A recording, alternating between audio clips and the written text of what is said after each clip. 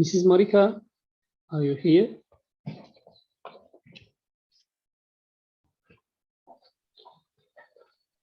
Good morning, Ahmed. This is Alessandro Priante. I'm here. Mrs. Alexander, just I want to mention that in panelist list, Bruno Pozzi is missing, and also list of co-hosts, Alexander von Binder is missing. What do you mean missing? I'm sorry. He's not in the meeting. Bruno will join at a later stage. Marika confirmed it, and the other co-host most likely will also join at a later stage. The main co-hosts are here and already participating. All right, okay, thank you.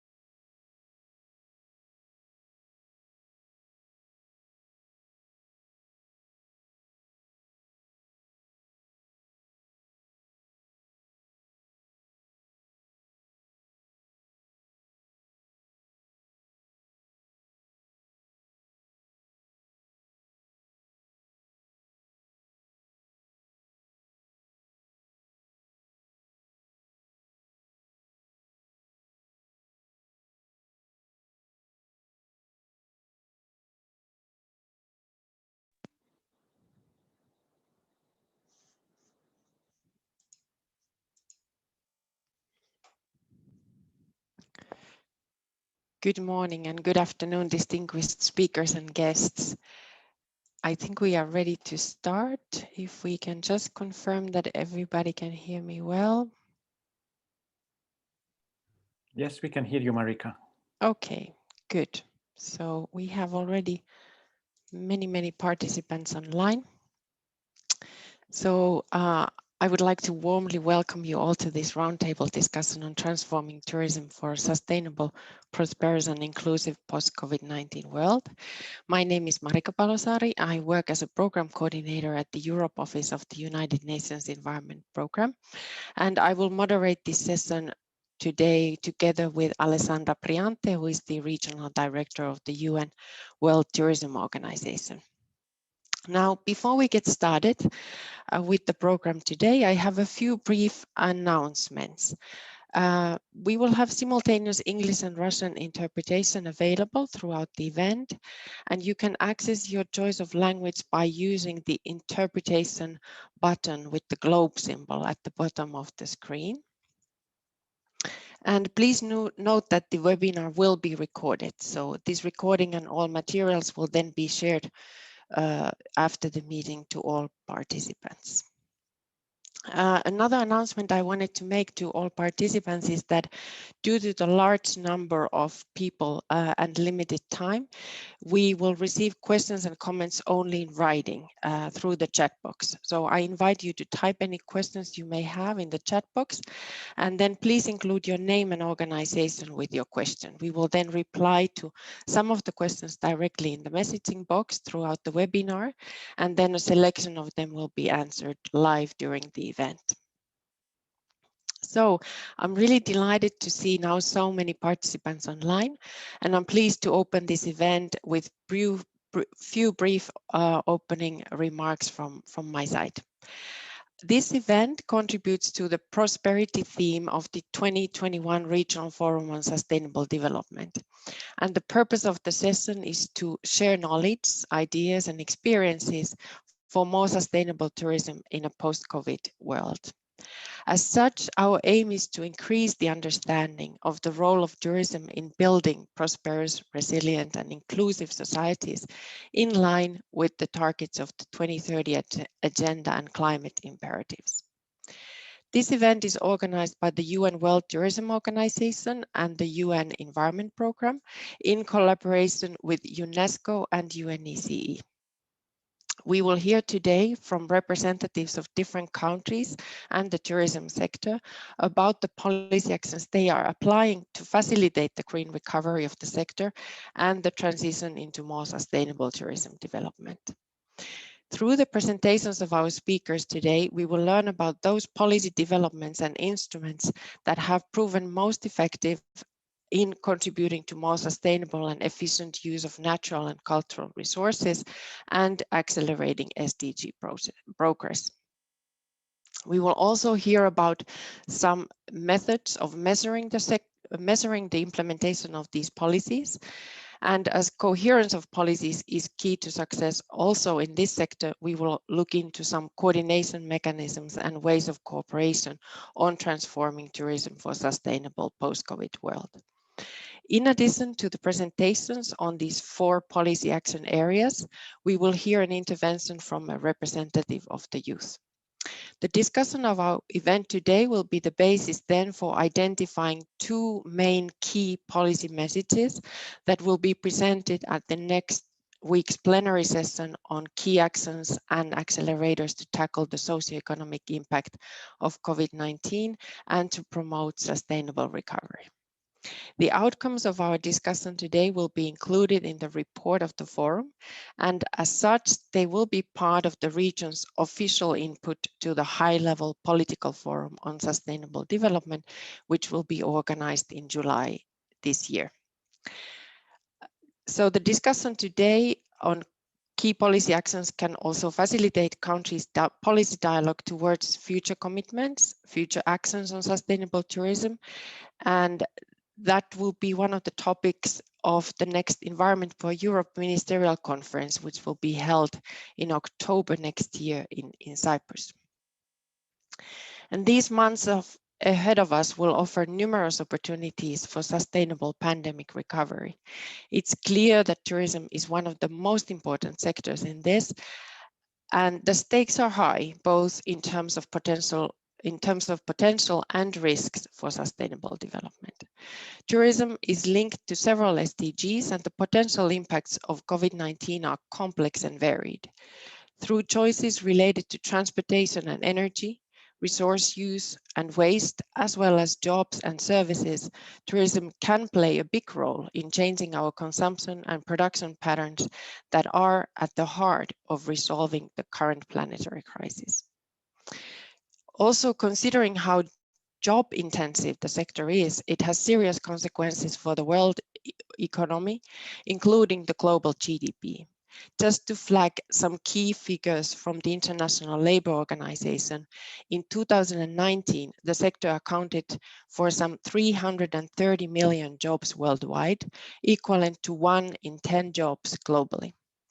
Related sectors such as hospitality, hotels, and food service industries employed an additional 144 million workers in both developed and developing countries.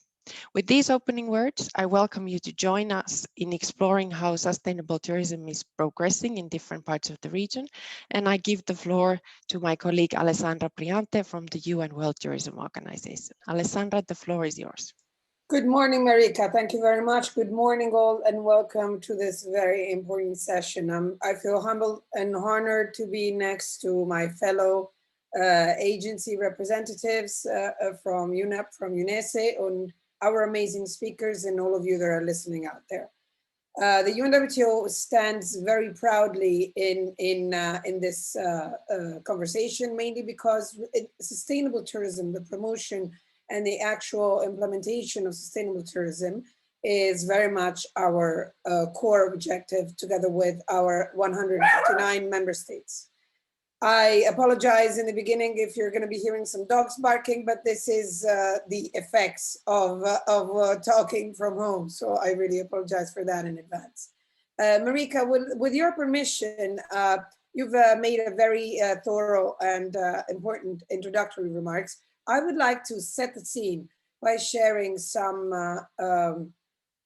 numbers, because I think at this point, when we share numbers, we always manage to achieve a little bit of a greater introduction into the topic. You started by mentioning where tourism sits in the SDGs, what numbers we're talking about, but I also wanted to share with you something a bit more insightful to set the scene of the conversation of today, because we cannot deny that we are exactly facing one of the, if not the biggest crisis that tourism has ever faced until now. Of course, tourism as the whole economy and society, and I would say also environment.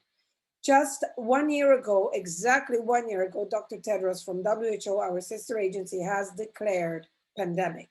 And from that moment on, we had travel restrictions that varied from 100% to partial reopenings. Nevertheless, what happens is, I'm going to quickly run through these slides. Of course, you don't need to, we all know what, at this point, what UNWTO is. What we notice is basically we went from a situation where we were talking at the end of 2019 of a steady growth rate of 4% of international arrivals and numbers of 1.5 billion, if not more, and growing. We went to a total block, and therefore we recorded a minus, which for the end of 2020 is now accounting for a 74%. 74% means basically that if it was 1.5 billion, we're now just talking about the 5. The 1 billion has disappeared. And this has immense impact. An impact that we calculated in an estimated job loss that reaches now 120 million in direct tourism jobs, estimated loss of trillions, over 3 to 4% estimated loss in the impact to the global GDP. And obviously everything else all the lifelines of SIDS and everything that needed a greater protection, of course, at stake. Because when you are cutting up on investments, this is what happens. I mean, the first ones to suffer are the ones that we were last looking at. So overall, we're estimating credibly that a real return to normal figures, because now the figures that we're facing are the figures of 1990. But of course, in 1990, the tourism sector overall and globally was definitely in a different state. We're estimating that things might go back to normal in up to 4 years. And as you can imagine, there's a lot at stake, because the lifeline that is depending entirely on us is on 80%, for example, for the Europe region, MSMEs. And these are all entities that need survival to be maintained. Nevertheless, we always consider that the most unprecedented fall in international tourist arrivals and the greatest crisis of all must represent an opportunity for all of us. And this is why we've engaged from the very beginning, just a year ago, in a process that we called Restart Tourism. It was also a communication campaign, it was a series of initiatives, but mainly it was the setup of the first Global Tourism Crisis Committee, which comprised all our sister agencies and the private sector and all our member states and beyond, including entities like the European Commission that represents such a relevant and important stakeholder right now to restore the principles of international mobility and the possibility of travel as a part of our life as it was just before. So I'm going to stop sharing now my presentation, because I thought it was very important that we would sort of set the scene and the pace. And at this point, Marika, before introducing our dear speakers, and they're all grouped in 4 policy actions, because this is where we would like the reflection to take a stand, because obviously sustainability at this point has a completely different meaning.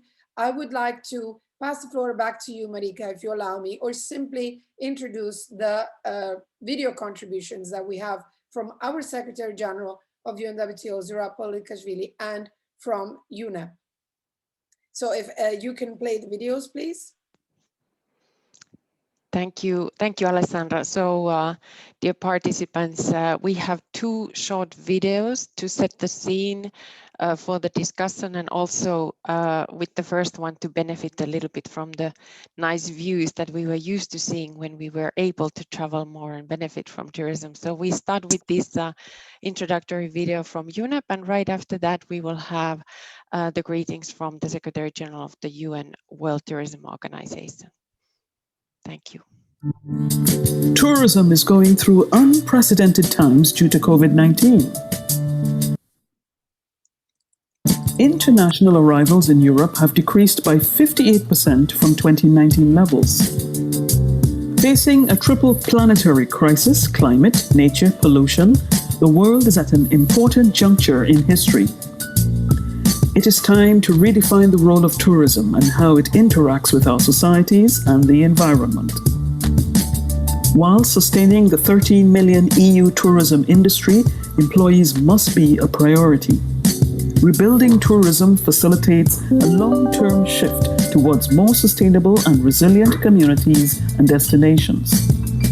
The pandemic has exposed the existing vulnerabilities of some tourism destinations, including lack of efficient waste management, natural resource depletion, biodiversity loss, increased pollution, insufficient health and crisis preparedness, food insecurity. There is a need for tourism models that can withstand the impacts of environmental crises while helping to prevent them. These business models should also benefit those most affected, including women, minorities, and people working in the informal sector. As many tourism stakeholders are facing financial difficulties, moving tourism towards a sustainable path will help create new business opportunities. For example, in Cyprus, 28 hotels saved a total of 111,000 euros in only 3 months by reducing single-use plastic products. In addition, a new focus on domestic and low-carbon models, including mountain and rural tourism, is becoming increasingly visible. Global spending on ecotourism is estimated to be increasing faster than for other sectors.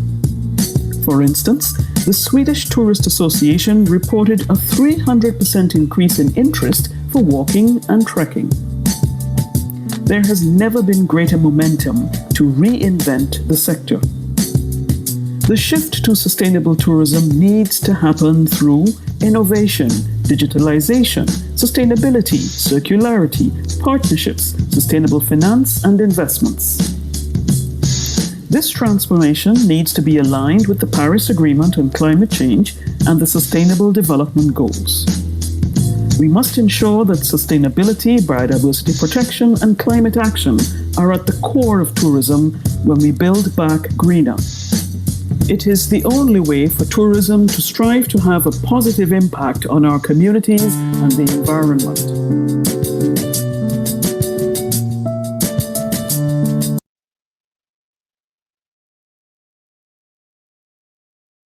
Next, as we entered the second year of the pandemic. The past 12 months have been the worst in the history of global tourism. International arrivals have fallen to levels last seen in 1990. The crisis has put millions of jobs and businesses at risk. At the same time, the crisis has shown the relevance of tourism, including its vital role as a driver of sustainable development. A lack of tourism means a lack of opportunity for developing states, for women, for youth, and a lack of tourism also means a lack of funds for protecting culture and nature. All of this makes the restart of tourism not just desirable but essential. We must see the restart of our sector as an opportunity to do more and do better. It represents a chance to accelerate sustainable consumption and production patterns. At the same time, the crisis is also an opportunity to rethink the tourism sector and its contribution to the SDGs and to the Paris Agreement. Collective action and international cooperation are key to achieving this. As we work towards 2030, tourism just shift towards becoming an inclusive and carbon neutral sector that harnesses innovation and digitalization. Tourism must embrace local values and communities and create decent job opportunities for all, leaving no one behind. The outcomes of today's talk will make a strong contribution to shaping a better future for a sector upon which many millions of people depend. I'm grateful to UNEP, UNESCO and UNECE for their support and valuable contribution to today's events. I wish you all fruitful discussion. Thank you.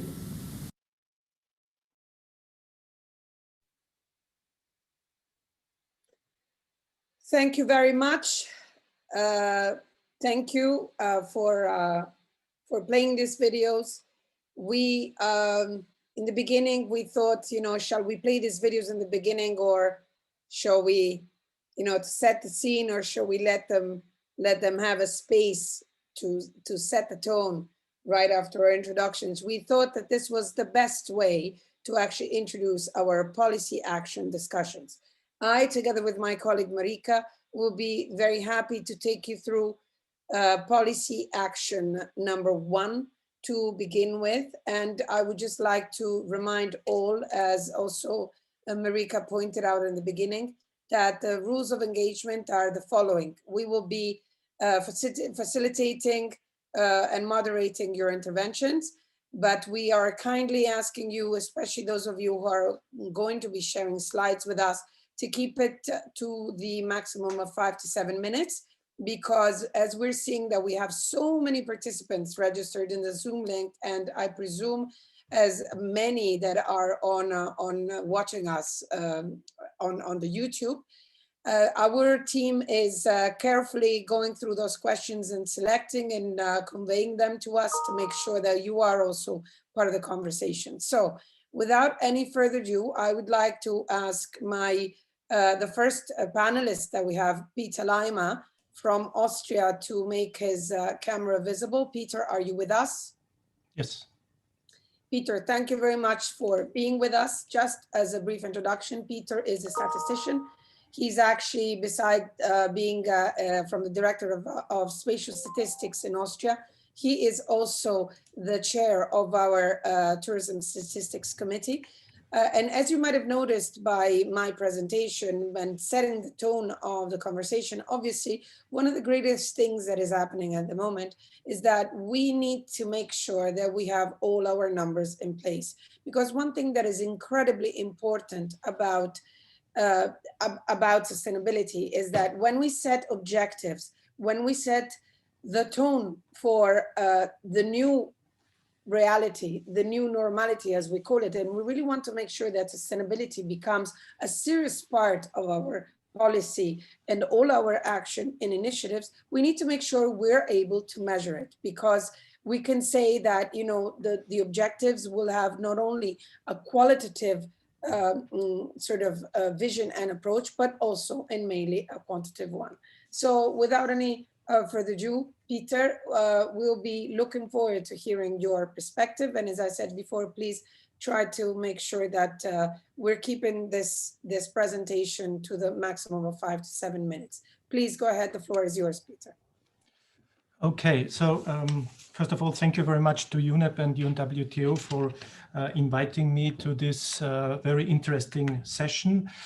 My name is Peter Leimer, and I'm working in Statistics Austria, and I'm also concerned with the measuring the sustainability of tourism, since I'm leading also the UNWTO expert working group in this field. And today I'm talking a little bit about the tourism's sustainability and its measurement in Austria, and which is really a supporter for strengthening the collaboration between policy and statistics. So this is my starting point, so the policy action 1, and these red marked words are reflected in my presentation. So this is strengthen the coordination, policy, partnership, measurement, and also the link to the SDGs. So here is my outline. I jump immediately to the master plan, to the Austrian master plan for tourism, and some words also to these indicators. First of all, the master plan for tourism was developed in 2018 and 2019, and it was elaborated by the main stakeholders of the Austrian tourism industries under the supervision of the Ministry for Tourism. And what is new in this master plan, there was also introduced a new set of indicators, and it has been proposed for further developments. So what was the point concerning the indicators? Because I'm talking, of course, about the indicators. The master plan itself is a guideline for the tourism policy, but as I said before, what is new to include also some indicators, new indicators measuring the economic, the social, and also the environmental impacts of tourism. So what was the starting point here for our work? We're discussing the preliminary set of indicators with experts within my institution, within Statistics Austria. Then we include also in our discussions external stakeholders. And last but not least, there were also wishes concerning indicators, and this concerns mainly requirements from alternative sources. So there's still ground for more work in this field concerning alternative sources. So keyword is here big data. So what was important for us from the statistical point of view, that the indicators are significant. There is one point, the data availability, I think is very important. The comprehensibility is very important. So these indicators should be rather easily to explain. So not only for statistic people, but also for other people like the policy people. Availability of time series is very important to have this data, also a kind of continuity concerning this data, to have, that's our aim and objective, to have it also on a low aggregated level, acceptance of the indicators, and the coherence, which means the comparability of the basic indicators and tables. So the working steps was in this way, that we took a kind of stock taking in the beginning, compare it with other sets of indicators, like from ETIS, it's the European version of the indicators, and indicators already available by UNWTO. We were discussing this also with experts within Statistics Austria, with important stakeholders, with external stakeholders like the ministry, university, economic research institutes, tourism associations, Chamber of Commerce, for example. And then in common, and it was really the first time what I could remember, there was a workshop concerning this future-oriented indicator system with all the stakeholders together.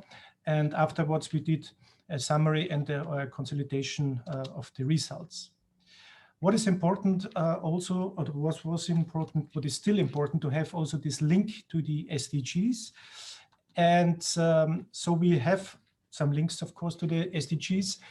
For example, SDG 8, decent work and economic growth. So the proposed indicators which are within the master plan for tourism is, for example, the share in GDP, the tourism expenses, and the tourism value added. We have a lot of experiences concerning these indicators in Austria since we introduced TSA in the year 2000. Less experiences we have with the other indicators. There is another link to SDG, affordable and clean energy. So the proposed indicators include also the share of renewable source of energy in the gastronomy and the restaurant sector, and also the share of renewable energy in the hotel sector. And last but not least, this was still, or is still in many cases, a kind of black box. It's the social impact of tourism, but nevertheless, we have a survey concerning guest satisfaction. So this is a yearly run survey by the Austrian Tourism Board. And there was, in addition, there was another survey which was done on behalf of the ministry concerning the public perception of tourism among the resident population, which was a rather new project in this field. So the outcome, and which makes all the discussions of the master plan visible, was the Tourism Report 2019, which is published on a regular basis by the ministry. But for the first time, it was including, apart from a lot of aspects of the Austrian tourism, also some indicators measuring the economic, the social, cultural, and the ecological dimension of tourism. Here are some key findings. You can see what was included within this tourism report for the first time. Of course, we have the usual figures like the physical figures like overnight stays, arrivals, and so on. We still have this, and this will remain also in the future, of course. But we have, for example, an indicator like the income per capita, for example, or the share of renewable energy source in accommodation and restaurant sector, which accounted for, as you see here, 49%, for example. And we have also as I talked before about the guest satisfaction. We have a scale between 1 and 6, and here it accounted for 1.55 in a scale of 1 to 6 in regard to guest satisfaction. So I'm already in the final stage of my presentation, keeping the time limit. So of course, the development over tourism shows that not only tourism is changing, but also tourism statistics is changing. And I'm following this development now since nearly 30 years. What is important to look to tourism as an overall system. So it's not only some parts, but I think it's very important to look to tourism as an overall system. And this holistic view on tourism requires, of course, collaboration and partnership with the stakeholders, with the tourism policy, which might be challenging due to different interests and objectives, but nevertheless, it's very fruitful, I would say, for both sides, statistics and policy. I think there is also the measurement, the comprehensive measurement is quite important, because this is more and more demanded, let's say, also in the light of the COVID pandemic, by the tourism policy itself and by the guests, and their demands. But still, we are in the first stage, of course, let's say in the prologue of the measurement of the sustainability of tourism, and we have to improve the dialogue, of course, and to improve also stronger cooperation with the businesses, with interest groups and stakeholders, to have and to remain the broader objective of in this respect concerning the tourism measurement.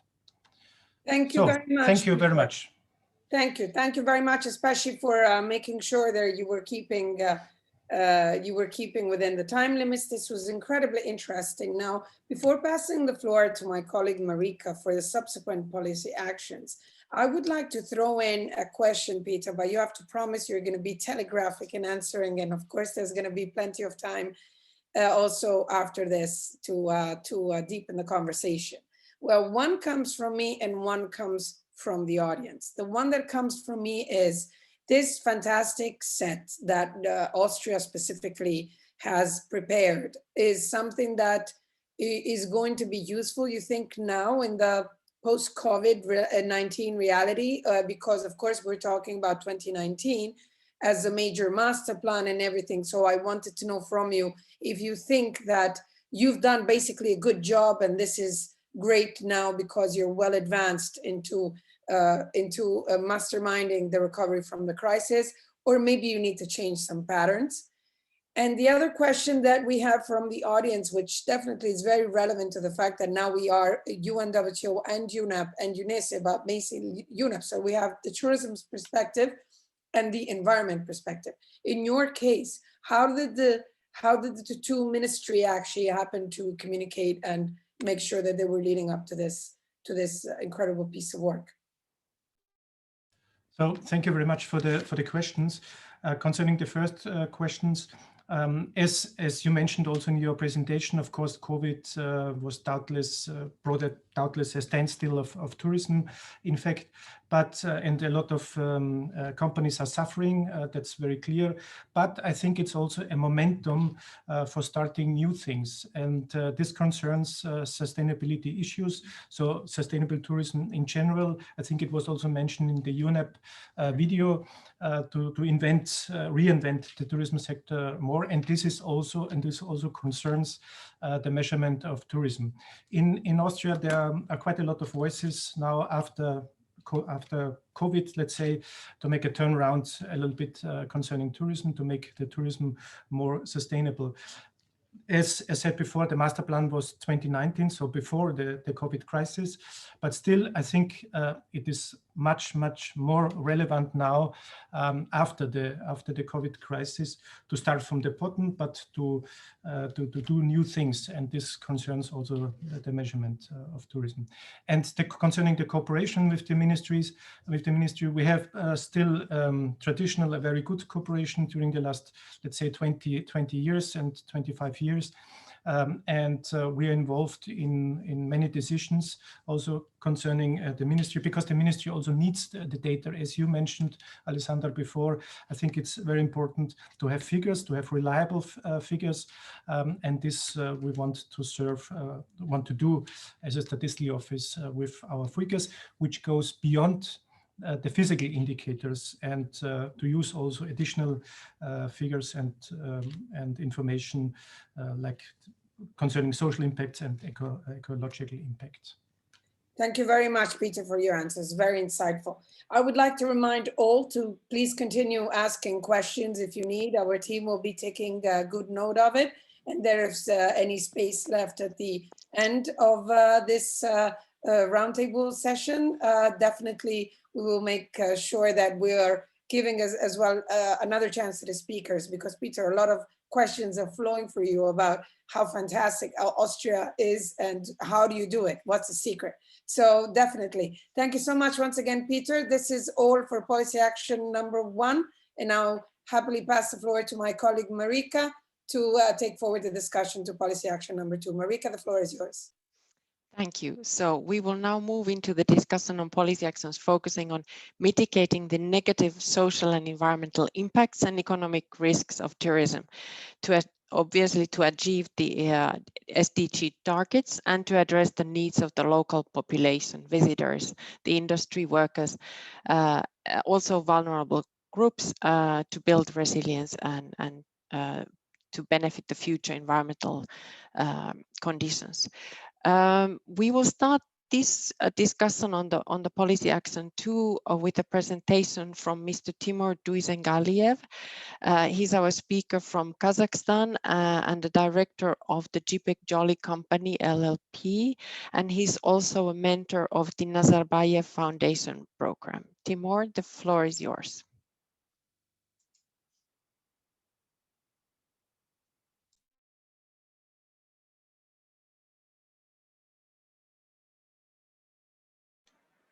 Thank you very much.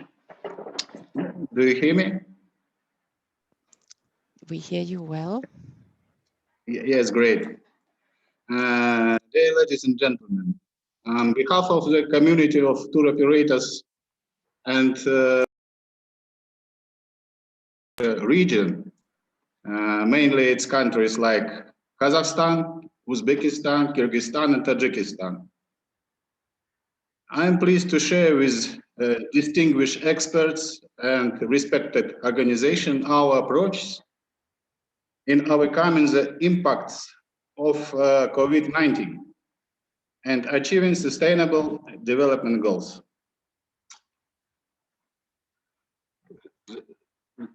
The terms of my presentation is, just a moment.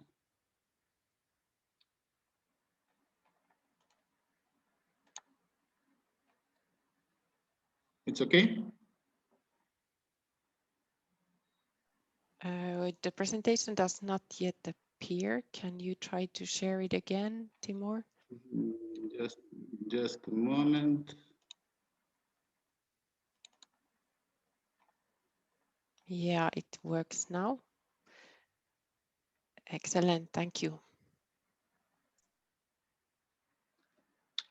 Great.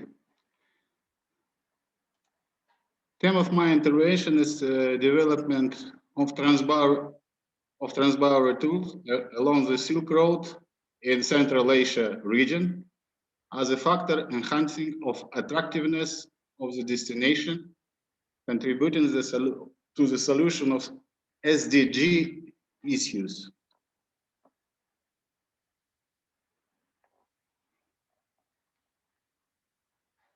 Main reason for optimism may be the fact that we are all united by the common brand of the Great Silk Road, which inspires and appeals to potential tourists from all over the world.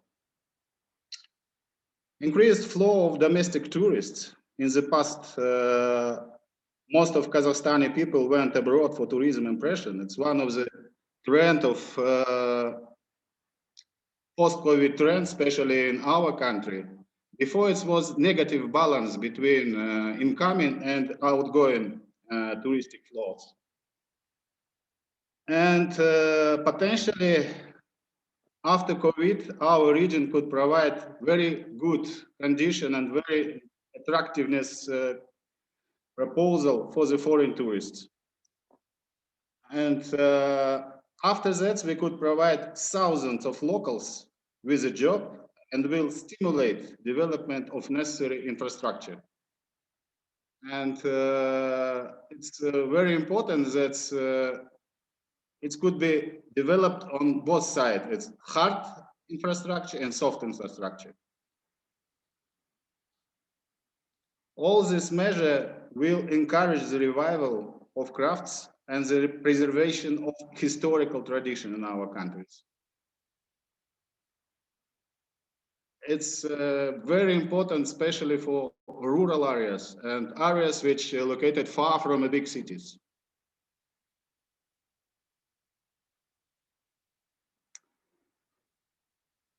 As you know, just a moment. As you know, COVID has reinforced the following existing trends. Basically, of course, it's key. We oriented for localism, some kind of localism, and personal experiences are becoming the basis and most attractive things for the tourists. Please look on the site. First of all, it's space.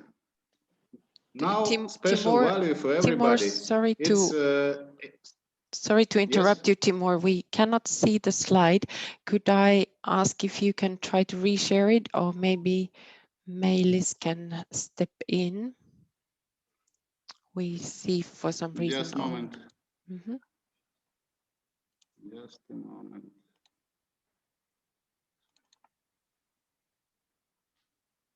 Yes, it shows it's now. Okay? Good, and you have a few minutes left.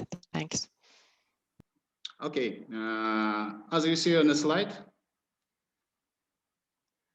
Silk Road and tourism product of Silk Road has some special USP which meets market needs. It's space, which provides the distance between people because we have a vast territory and a lot of landscape. Sustainable, less groups of more fit itineraries. Travel site serving as trustworthy source of inspiration, and travel site also need to give world to being travelers. And of course, it's a completely new approach for the leisure. It's combination business and leisure activity.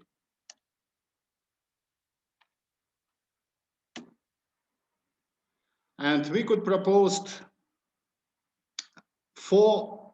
as a frame, we could propose 4 thematic groups of travels. transborder tours with some mottos or some logo. Plunge into cultural diversity. Taste the delicious of Silk Road. Discover the undiscovered Silk Road. Enjoy the authentic Silk Road.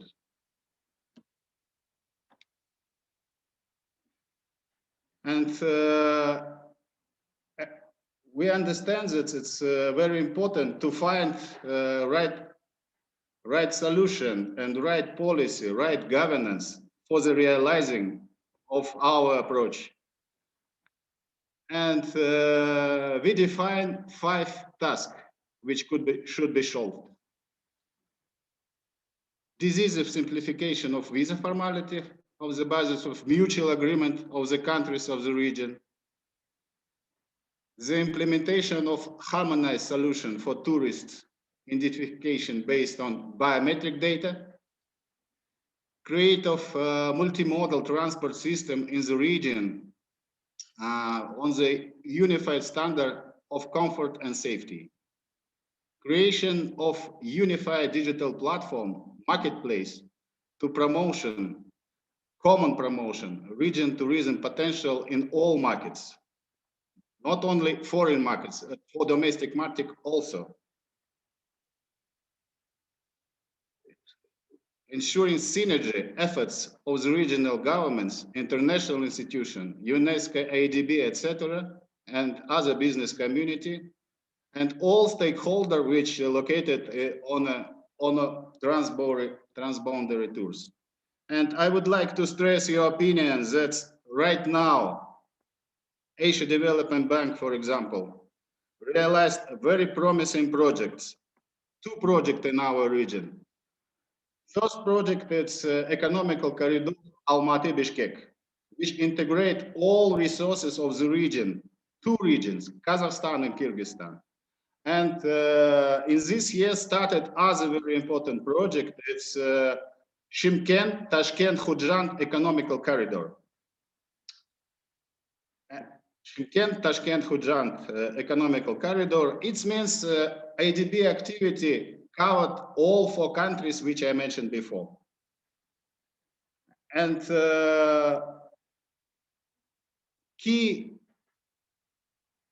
one of the key players in this regional market is UNESCO, because UNESCO has a very nice and very promising platform. It's World Heritage Journey. And if everything will be okay, nearest time we will start it to cooperate with UNESCO. And I hope that the synergy which we would like to create allowed us to make success and win-win situation for everybody. Thank you very much. Thank you, Timur, for this intervention, very inspiring insights into the transboundary tourism along the Silk Road. As time is flying, I will move to our next speaker right away, and then we can take questions at the end of this policy action if there are any. And also, if participants want to ask questions for the speakers in the chat box, our panelists can answer them directly by writing in the chat box. So next, I would like to welcome Mr. Mato Frankovic to talk about the policy actions at the city level in Croatia. Mato is the mayor of Dubrovnik, and he will tell us about an innovative multidisciplinary strategic destination management project. Mato, I would like to remind you that we have max 7 minutes for all the presentations, and with that, the floor is yours. Thank you very much. I wish you all the best, and I'm sending you best regards from Dubrovnik. We will start immediately with presentation. I would like to inform you that at the beginning of my mandate, I actually faced over tourism in Dubrovnik, and then now at the end of my mandate, I'm facing the lack of tourism. So the challenge is it's on both sides. We see in Dubrovnik crisis as opportunity for sustainability. We cannot become in the future times the victims of lack of money, so we do not need to run for the money, we need to run for sustainability, and this is our goal. I will just go quickly throughout the presentation, showing you what actually was happening in Dubrovnik in the last few years. So Dubrovnik has actually, unfortunately, tourism as a monoculture economy. We had an over-tourism with really a lot of big numbers of tourists coming inside the small, narrow city with infrastructure, which was actually a bottleneck for all of those tourists that were coming in our city. At the mid of the story, the lack of experience was rising and rising, because with the great number of tourists, of course, you cannot provide a quality of service. And at the end, Dubrovnik is under the World Heritage List from 1979, and there was a great threat to Dubrovnik heritage. So you can see how Dubrovnik streets looked at the year of 2017 and before. And you can feel actually the experience of each of any of these person there. Of course, that no one there probably wished to come to Dubrovnik anymore. After this is the outcome. The major headlines of many international media were saying that Dubrovnik is dying under the great crowds and cruise ships that actually ruined Dubrovnik as a city. So we had to take a goal. The goal was first to make a target of group of tourists that are coming to Dubrovnik. So first group were actually the cruise ship passengers. The second group were daily visitors, and the third group were overnight visitors. So we said that we are setting a goal in losing some money in the future times, but that we need to control all of these groups of tourists in order to give them a better experience as the city. So what we first did, as the easiest thing actually, was to organize and to set a meeting with the CLIA, board organization of cruise ship companies, which gathers 95% of the cruise ship industry. And we sit with them, and in order to set the rules for the future arrivals of the cruise ships in Dubrovnik. We saw that as an opportunity because they were ready to cooperate with the city of Dubrovnik, which is going to be in the future times shown as a great example of local community cooperating with the private sector. So we did all preparations for the season 2018 in Dubrovnik. And what we were saying constantly to locals, which were starting to be against of the tourism. And I would remind you of my first slide where I said that actually locals are living out of tourism. So you have one paradox. First, they're living out of the tourism. Second, and they're starting to be against because the tourism started to push out the local community. So we said that the number, total number throughout the years are not the most important key figure for the cruise ships. It is about the flow and daily flow, arrivals of the morning and the afternoons. And you see this image here taken in the year of 2018 in Dubrovnik. One cruise ship is leaving and one is coming. And with that flow, we really had the first results of our destination management in 2018. We didn't have queues, people were walking normally, and things were getting better and better.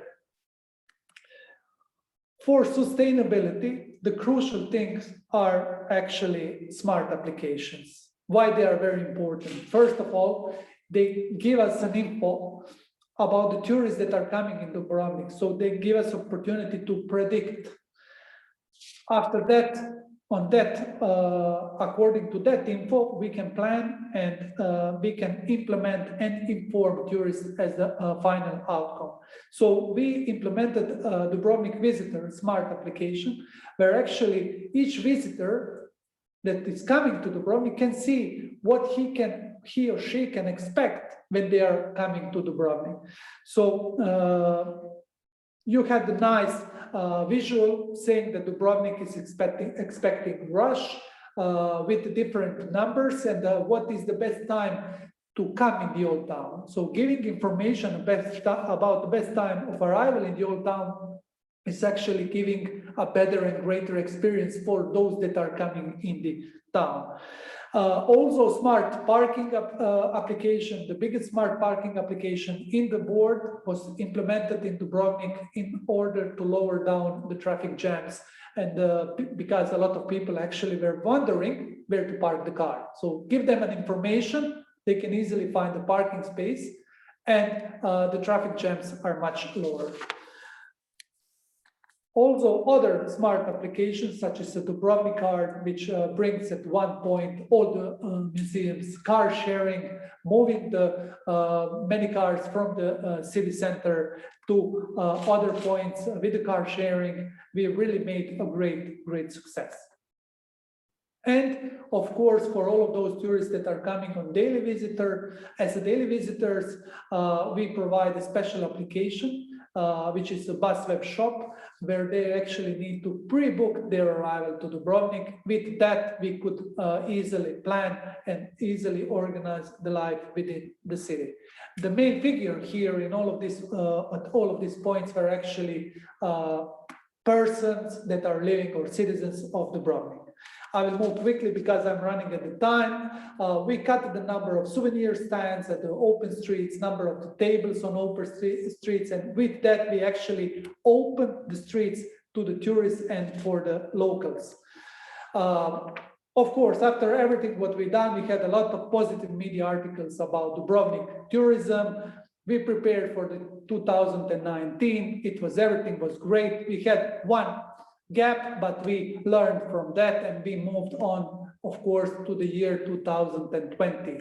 And the 2020 year hit us really great. So we didn't have any more challenge of over tourism. We had a challenge of COVID, which we really, in the city of Dubrovnik, organized good. We didn't have a problem at any time. Our hospital was ready, and all the people actually that get ill here really get a great health service, which was very important. But not just the people and the tourists that were coming in Dubrovnik. In the case if they got COVID-19, they were treated as the same as the locals, so the things run really smoothly. But as I said, the crisis is opportunity for the new visions. So Dubrovnik is now slightly moving for the new visions to digital nomads. We see there a great opportunity for the city tourism as the ones, but for the Dubrovnik community as the second thing, because Dubrovnik new digital nomads actually are bringing new ideas, new visions and transformation Dubrovnik from the monoculture system to different priorities we are running for the IT industry, and we hope that in very future years Dubrovnik will change a monoculture tourism in some new directions. Of course, this opportunity, crisis, give us opportunity in transforming Dubrovnik city center. So we are really working a lot on the new technologies, creating the new centers inside of Dubrovnik, and by that providing and preparing for the future season 2021 and the future ones that are coming in the new upcoming years. So very clearly at the end, our vision is Dubrovnik as a leader in sustainable tourism in the Mediterranean area, and our mission, we are committed to ensure Dubrovnik is a great place for everyone, residents and guests alike.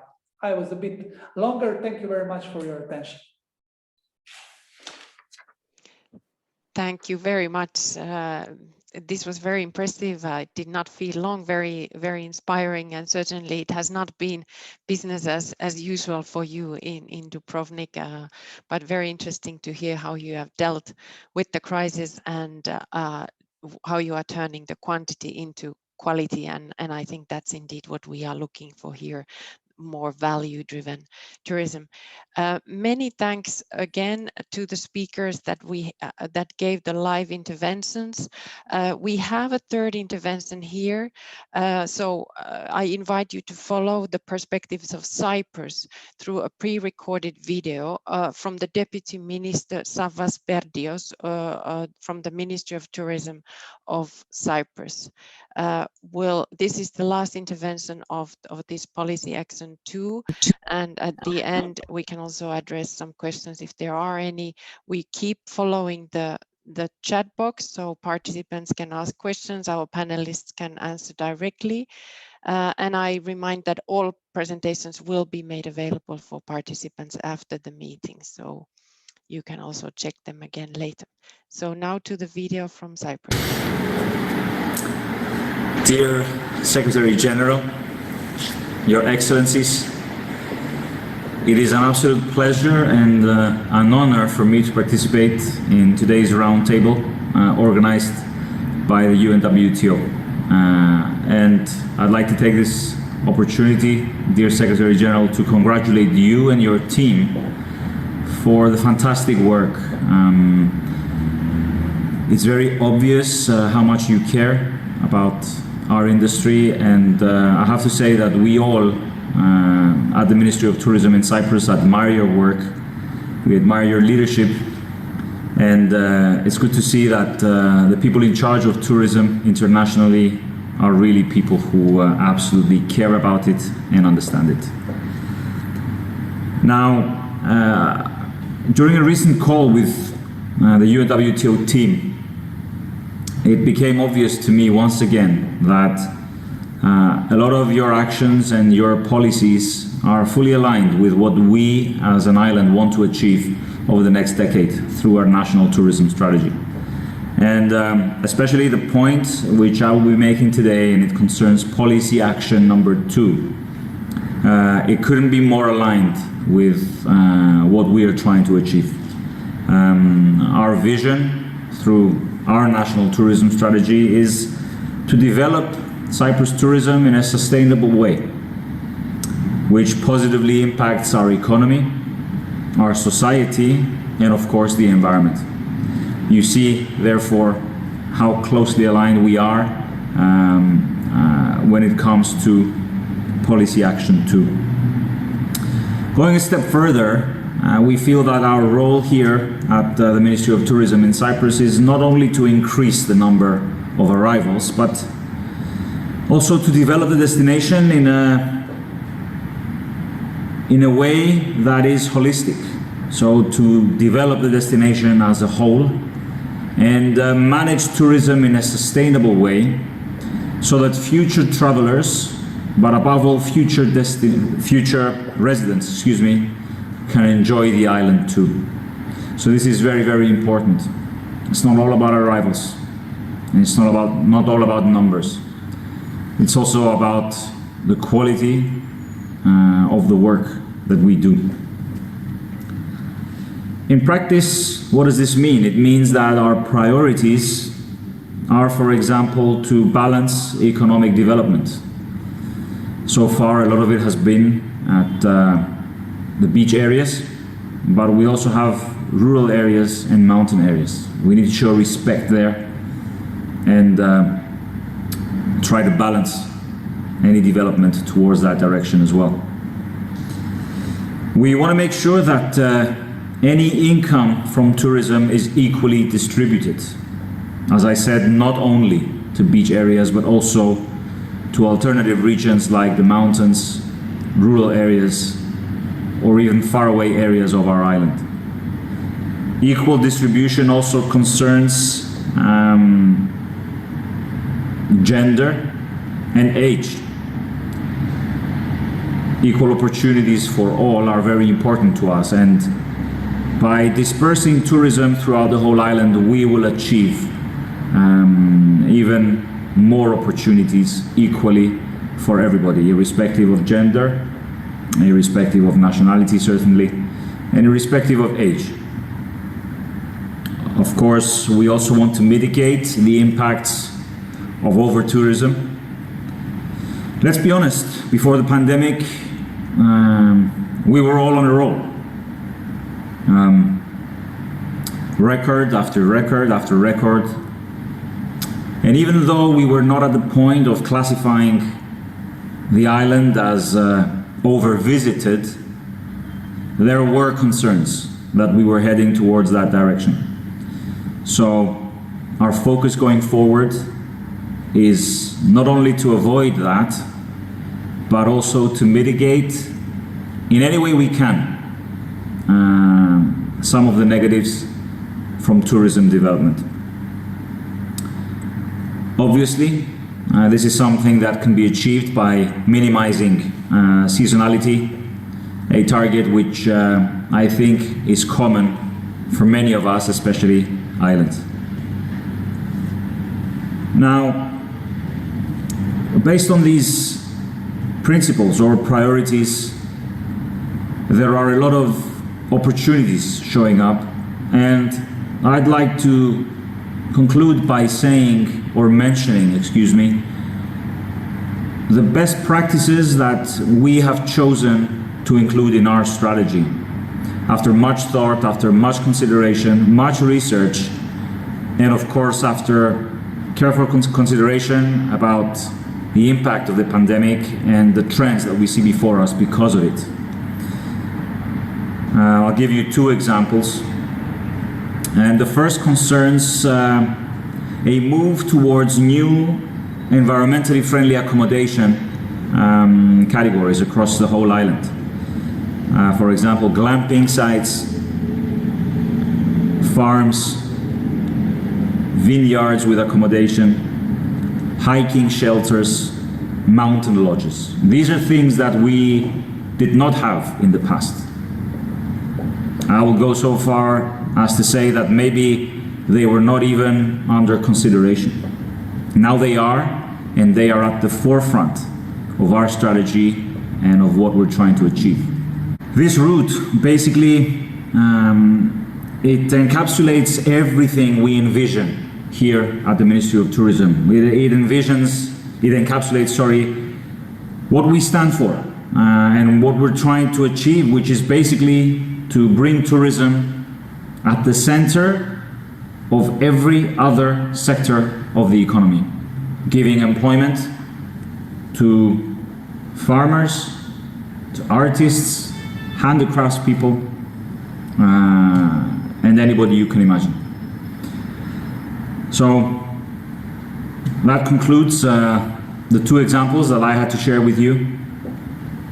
I wish you all the best for the remainder of this roundtable.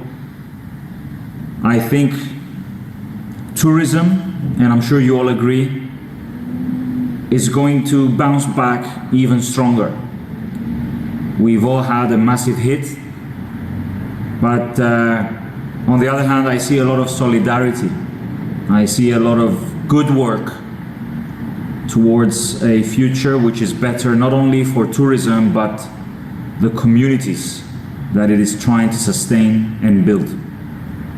Let's keep going.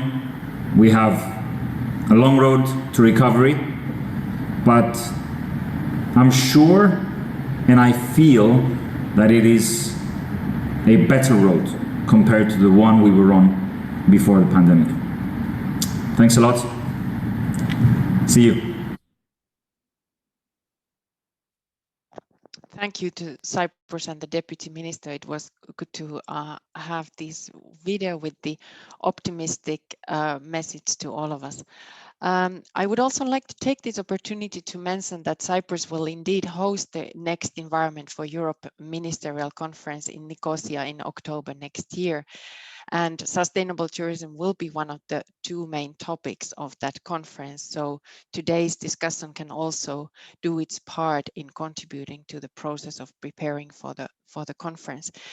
Before we move to the next policy action, there is a question from the audience to the mayor of Dubrovnik. You were talking about the collaboration between the city and the private sector, particularly in terms of the work with the cruise lines. And a participant who was listening to you would like to know a little bit more about how you were collaborating with SMEs and vulnerable groups, and would you have some experiences to share how you engaged, for example, with women to engage them more in the destination management? Thank you very much for the question. As I said, we were collaborating with everyone, and finally we are now at a step in implementing the city action plan of the old city region, which is actually created with the citizens. Citizens were ones that were completely in the process of creating this plan, which is going to be something like a statute of the old city of Dubrovnik, which will guide us through the upcoming years. So regardless, am I going to be a mayor in future or not, we set the stamp, you know, and no one can change that stamp, because we put the citizens as the priority. So they're number one, because at the beginning of my mandate, I was saying that actually, when you have satisfied citizens of Dubrovnik, happy citizens of Dubrovnik, then the tourists will be satisfied and happy 10 times more when they see it here in destination. So we include everything, everyone, private sectors,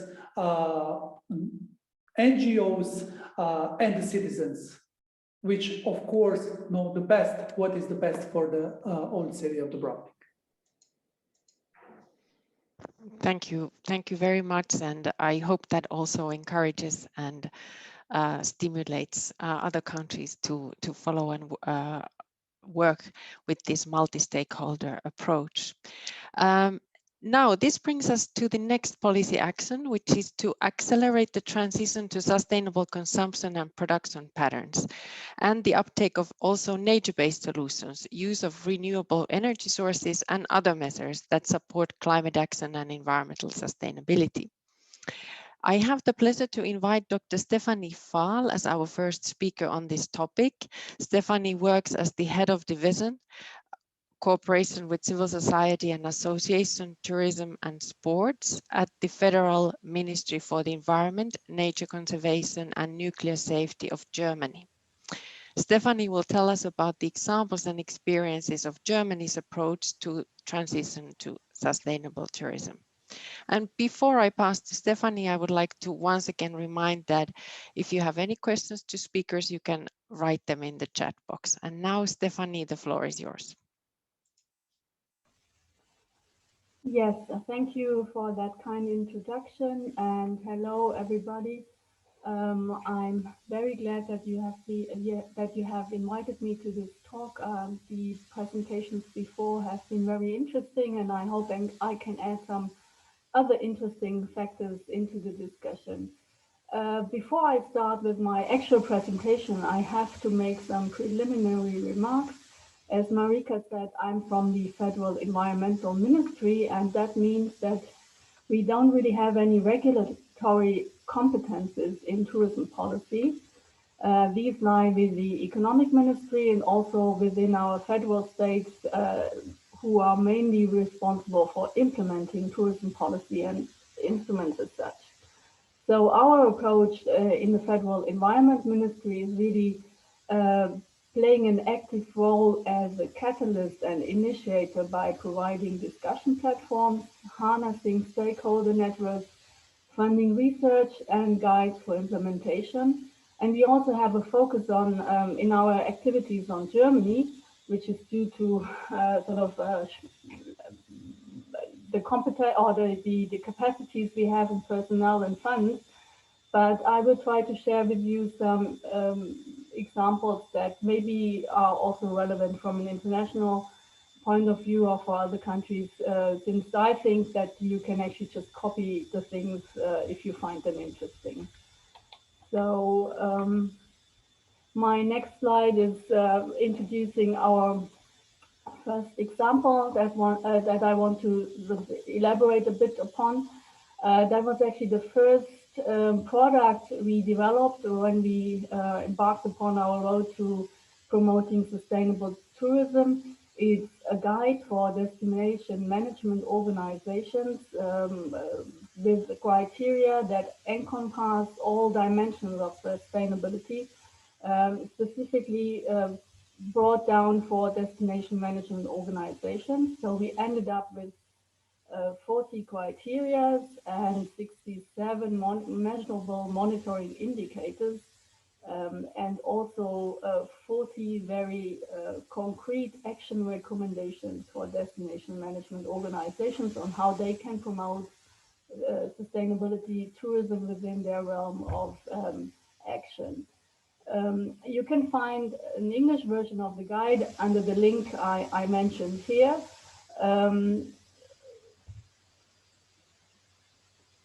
Right. That was one of our first products we actually developed. Actually, I wanted to add that these criteria, they are derived from an analysis of more than 1,000 indicators and criteria for sustainable tourism, such as ETIS, GSTC, and other well-known indicator systems in the tourist area.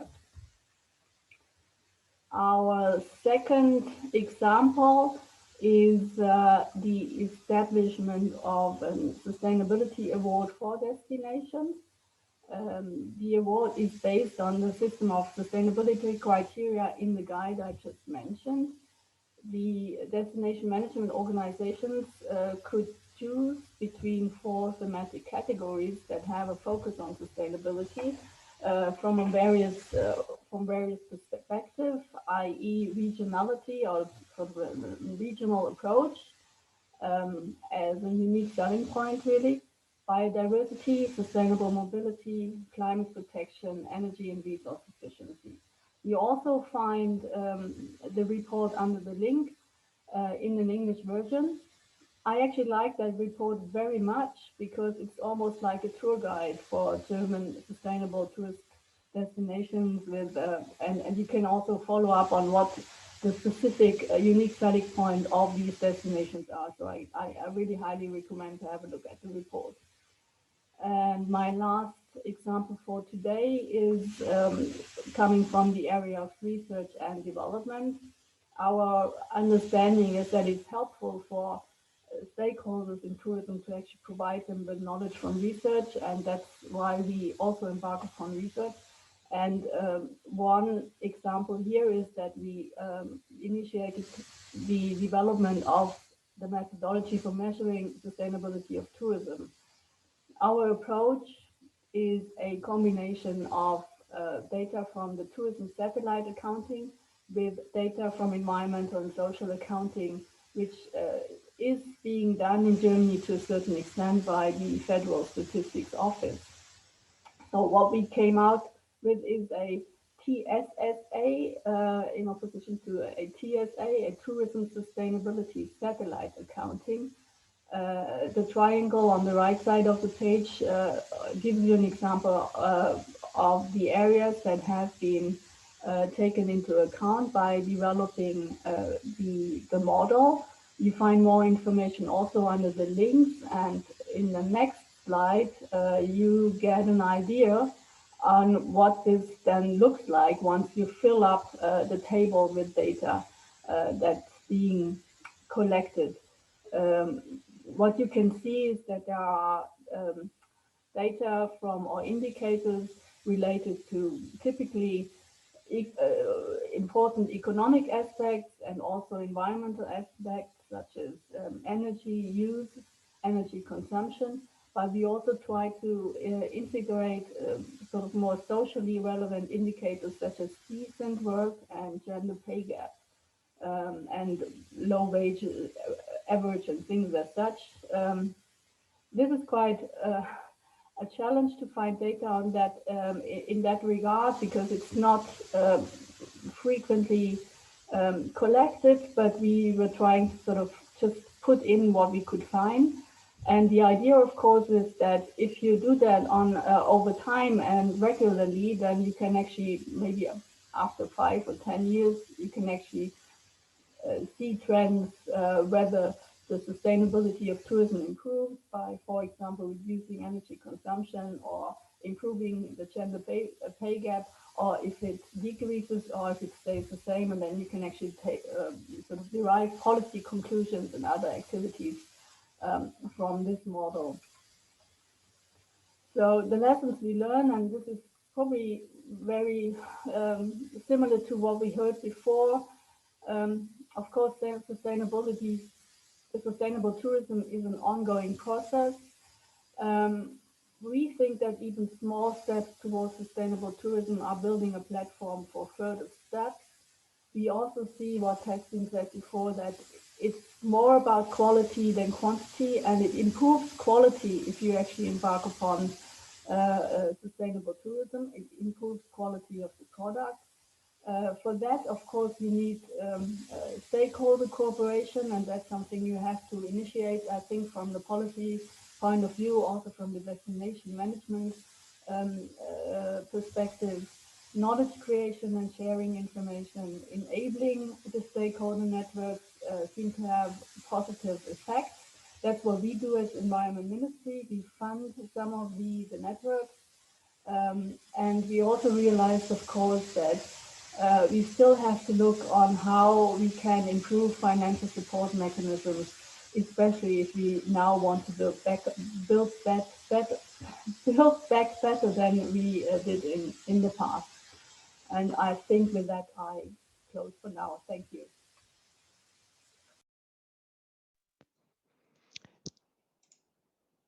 Thank you very much, Stephanie, for the very interesting and pragmatic insights about the work in Germany, especially also sharing your experience about measuring, which is of course a very important component of any progress also in this area. Now, again, I take the next speaker and then we can address questions afterwards. Our next speaker is Chris Greenwood. He will help us in understanding a bit more about implementation of sustainability strategies and projects at the local and sub-regional levels.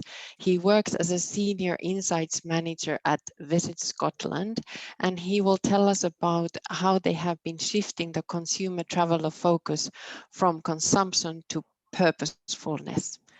Chris, the floor is yours.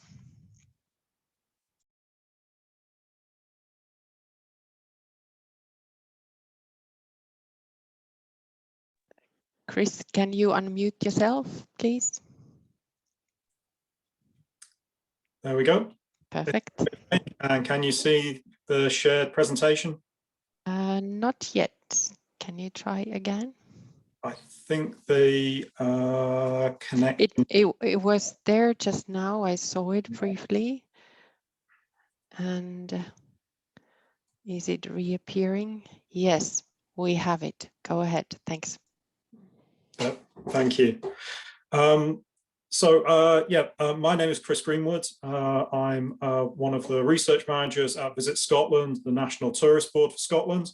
It's an honour and privilege to be representing Scottish tourism at this very important and timely forum. I think with all the challenges that we're facing, having a managed recovery should be central to all our plans, and that sustainable growth and building back better is going to be core to what we would hope to be able to achieve. I wanted to initially start off by giving a brief overview of tourism within Scotland as context to some of the policies and strategies that have developed over the time that we've been here. Before the pandemic in 2020, Scotland would see around about 17 million overnight visitors, a mix of international and domestic, the majority being domestic, but around about 20% of those being international, with key markets from being the USA, France, and Germany being those key international markets. So we do have a mix of long haul and short haul visitors that are coming in. The domestic market is made up of residents of the United Kingdom, and there is a variety of products that is available, both rural and urban.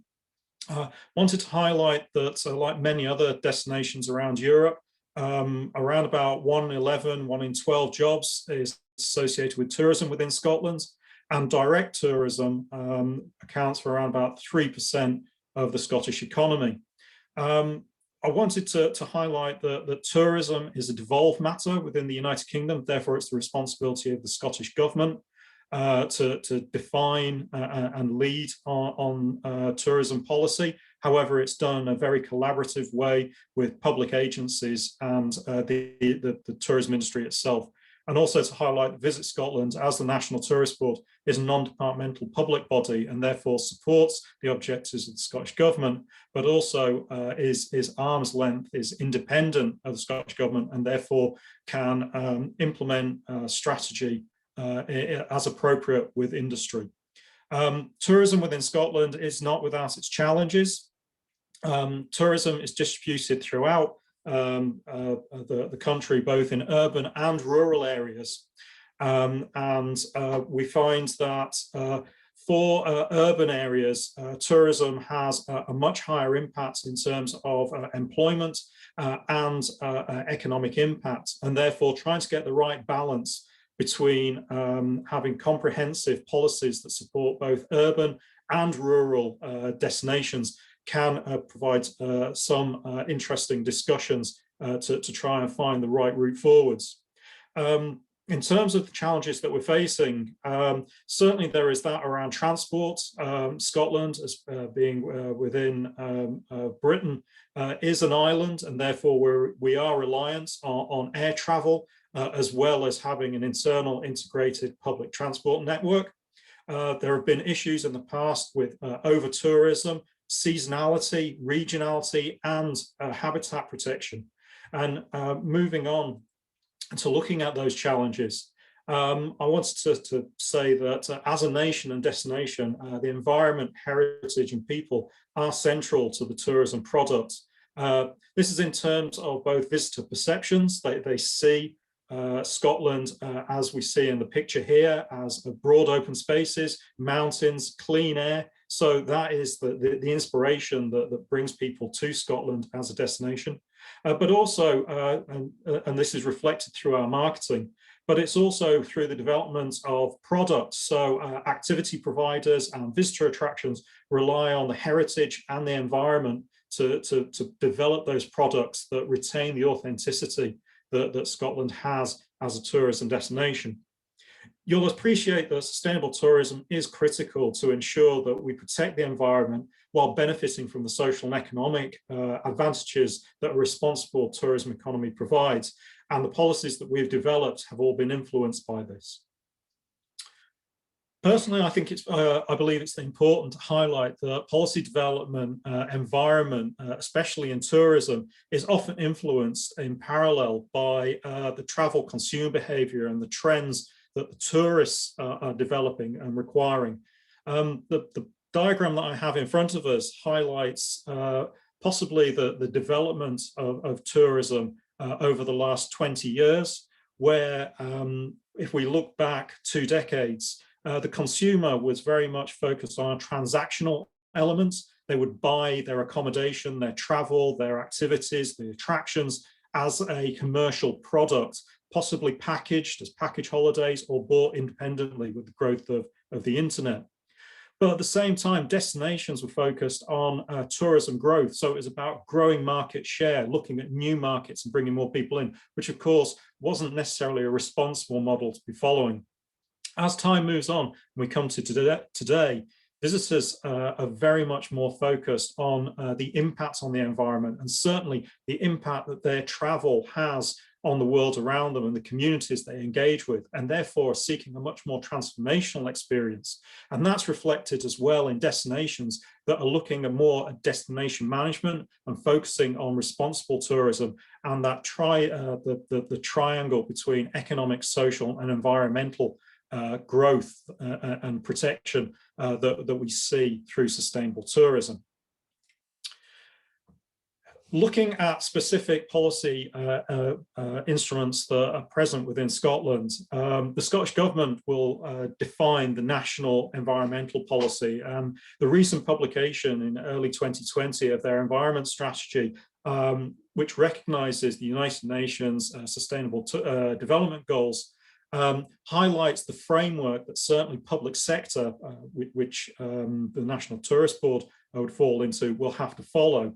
However, I want to highlight that in the advent of the COVID crisis, just prior to March of 2020, there was a refresh to the National Tourism Strategy. And it is published under the name Scotland Outlook 2030, looking at the next 10 years. And following collaboration between government, public sector and industry, it was recognised that responsible and sustainable tourism should be at the heart of any future strategies to ensure that we have a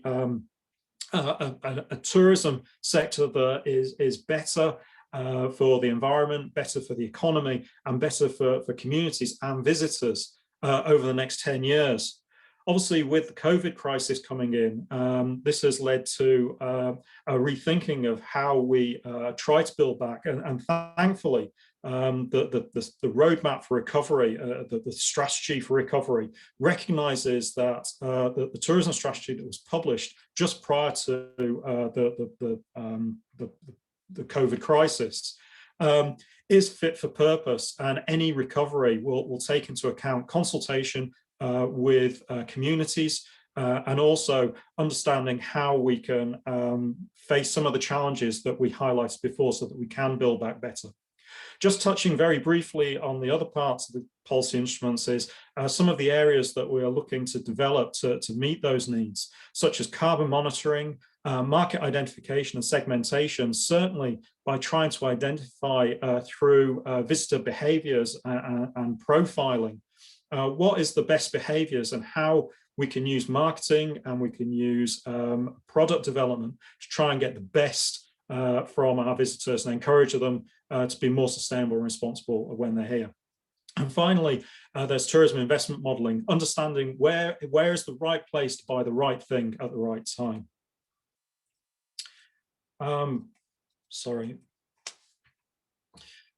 Finally, I just wanted to highlight some of the actions that we've made recently. Firstly, there is Tourism Declares.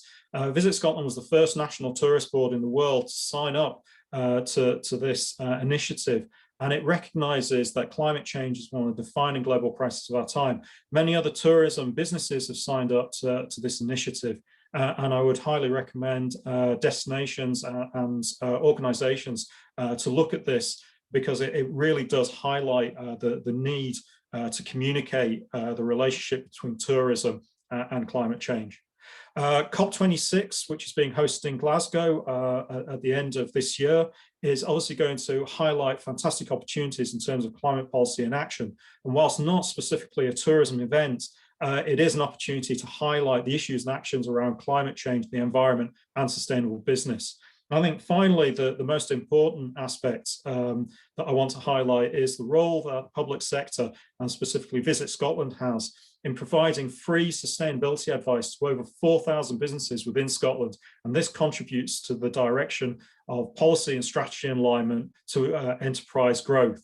Now, finally, I mean, we know that sustainable tourism is good for sort of local communities, culture, and the environment. And just to reiterate the importance that those aspects have on the development of tourism in Scotland. Thank you very much for listening. I wish everybody good health and a successful recovery into the future. And I hand back to you, Marika. Thank you very much, Chris. Very interesting and pleasure to follow this presentation that also is highlighting the life-fulfilling experiences and value-driven tourism, which I think are the key for the future. In the meantime, we have received some questions and Stephanie has kindly already addressed one of them in the chat box.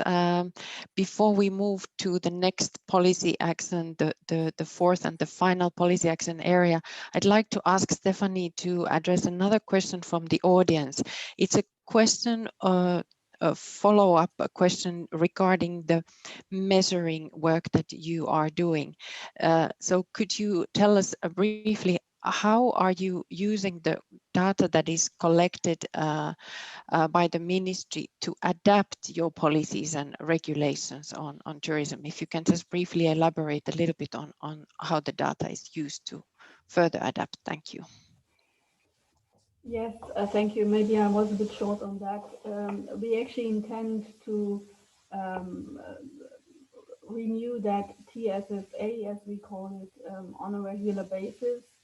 The data for the strategic, economic and environmental accounting is usually collected every 2 to 3 years. So that would be the cycle for the TSSA as well. So we just did one, which we can use as a baseline now. And we are hoping to do a second one by the end of 2022. And from a statistic point of view, that's probably too early to actually identify a trend. But since we see that the sector is actually trying to become more sustainable, we hope we can maybe see something in the area of energy efficiency or waste reduction and things like that. And if we can, for example, since we haven't done a second one yet, I can only speculate now, but if we would then see that energy efficiency worsens, that would certainly be something we would like to address in our governmental support programs in order to improve energy efficiency again, and look how we could improve that from a policy perspective, of what would have to be done to help the sector to, for example, improve energy efficiency. So that's the plan. We also are currently working in Germany on a national tourism strategy, which will address sustainability or sustainable development of the sector as well. And we hope to integrate our TSSA as something that's actually being used as an instrument to look at, to look officially at the development of the sector from the perspective of sustainability. So that would actually strengthen our idea and strengthen the idea of actually using the TSSA as a benchmark instrument to then identify areas where policy measures have to be taken. Thank you, Stephanie, and I hope that encourages also other countries to really address these aspects of measuring, as it's very hard to make any progress or guide the development without knowing the facts. So with this, I thank again all the speakers who contributed to the discussion on policy action 2 and 3. And without further ado, I hand over the moderation to Alessandra. Thank you.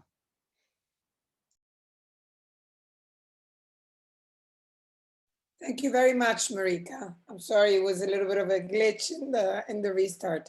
Thank you. I'm very happy to take it forward. And me too, I had so many questions for the mayor, for the kind speaker from Visit Scotland, but I will refrain because now I'm actually very, very glad to enter into policy action number 4 and welcome my two speakers from Portugal and France. Policy action number 4 is going to focus on the increase of sustainable finance and investment to strengthen the capacity, skills and initiatives across the tourism value chain and among its actors to apply circular, innovative and digital solutions for achieving the 2030 agenda.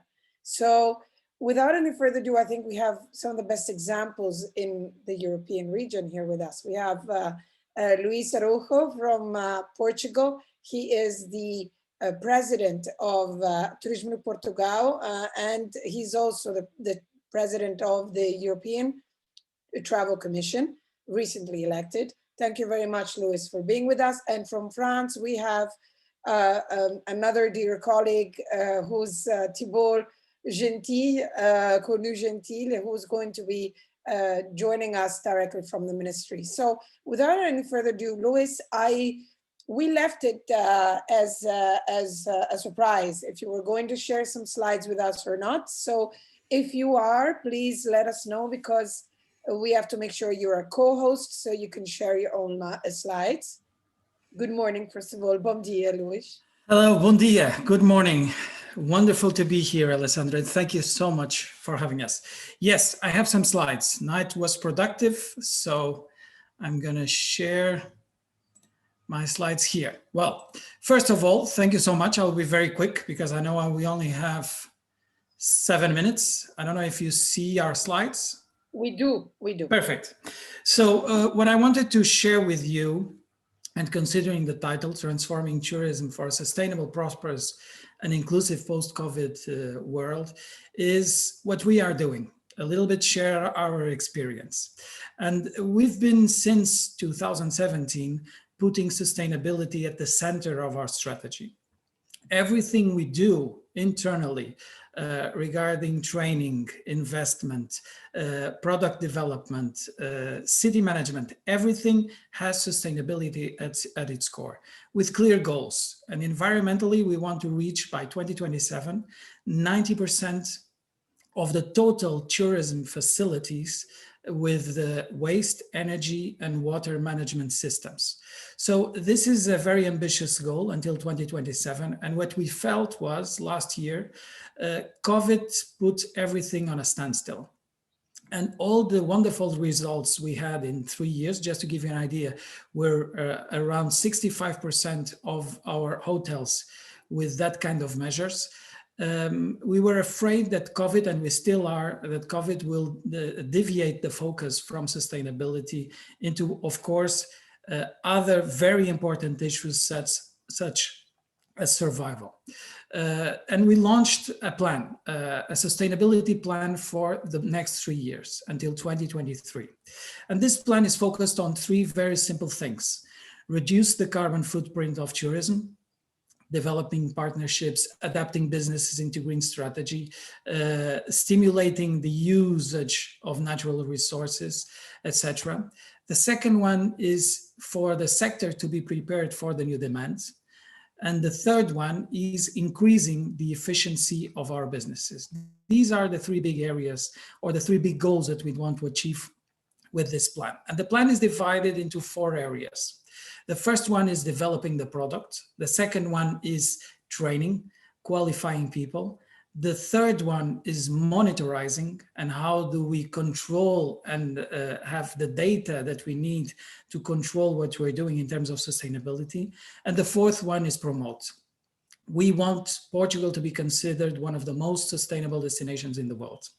And the plan has several measures. I'm going to shift a little bit because I think it's important that you understand that it's an action plan. It's not based on goodwill. It's an action plan that goes in terms of development of the product, new legislation. We're changing legislation so that classification of hotels is not depending on service, but also on how they perform in terms of environmental and social protection. A 5-star hotel is not enough to have, it has to have environmental concerns. It needs to support their local community. Financial support, we're working with the bank system so that all financing that goes to projects related with tourism has these concerns, and they will even be rewarded if they achieve those goals that they established. Destination management, circular economy in restaurants, the reduction of plastics. We have a very ambitious goal of reduction of 50% of plastics by next year in 4- and 5-star hotels, the training with innovation. So these are some of the ideas that we do on the development of the product. Training, how can we upskill and reskill so much of our workforce? with programs that go from basic school until to e-learning programs. Last year, we gave training to more than 75,000 people, digital training. We launched a program about sustainability and digital, also online. We have more than 12,000 people registered for this year. So this is something that we're really focusing, training. The third thing is how to monitor this. Sustainability indicators. We created regional observatory network that cooperate also with the UNWTO. And thank you so much, Alessandra and the UNWTO, Zurab, for the leadership on this area. And of course, trying to get as much information and data that we can in order to have it monitorized. And the fourth thing is how to promote. Of course, I told you we want to be one of the most sustainable destinations in the world. Green mobility attracts many international events about sustainability. We have 3 or 4 just this year. Betting on and developing all year products and products that have to do with the entire territory, such as wine tourism or literary tourism, and of course, changing our communication. And this is very important because we think this is not just a task for Portugal, it's a task for the entire world. And what we say now, of course, this plan is under public consultation, we had more than 100 contributes, and we're focusing on the 17 sustainable goals. Instead of just choosing 2 or 3, we've decided that tourism has to be a force for good for the entire and the 17th development goals. So we've decided to change our communication. And the communication is based on a different attitude, on the entire value chain, from the offer to supply. And we really need to increase this communication of changing our attitude, of having a better planet. And if we want a better planet, we need a better tourism. That's why we launched a very nice campaign, which is called Tomorrow is Today. Visit better, of course, visit Portugal. And I have a video to show you, which only takes 1 minute. Here it is.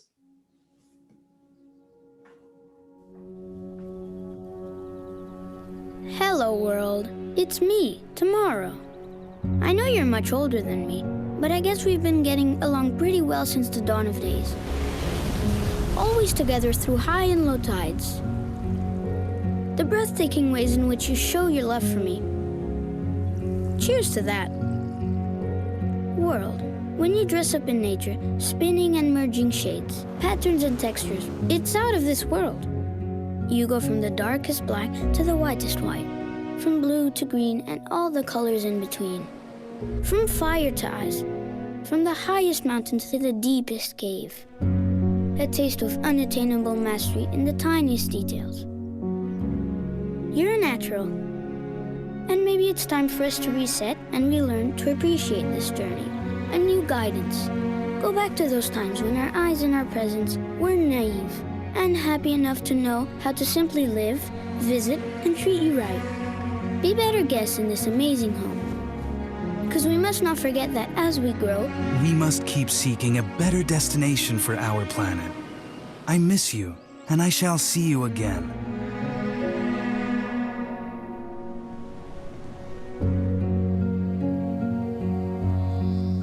Let's change today, and we will keep visiting tomorrow.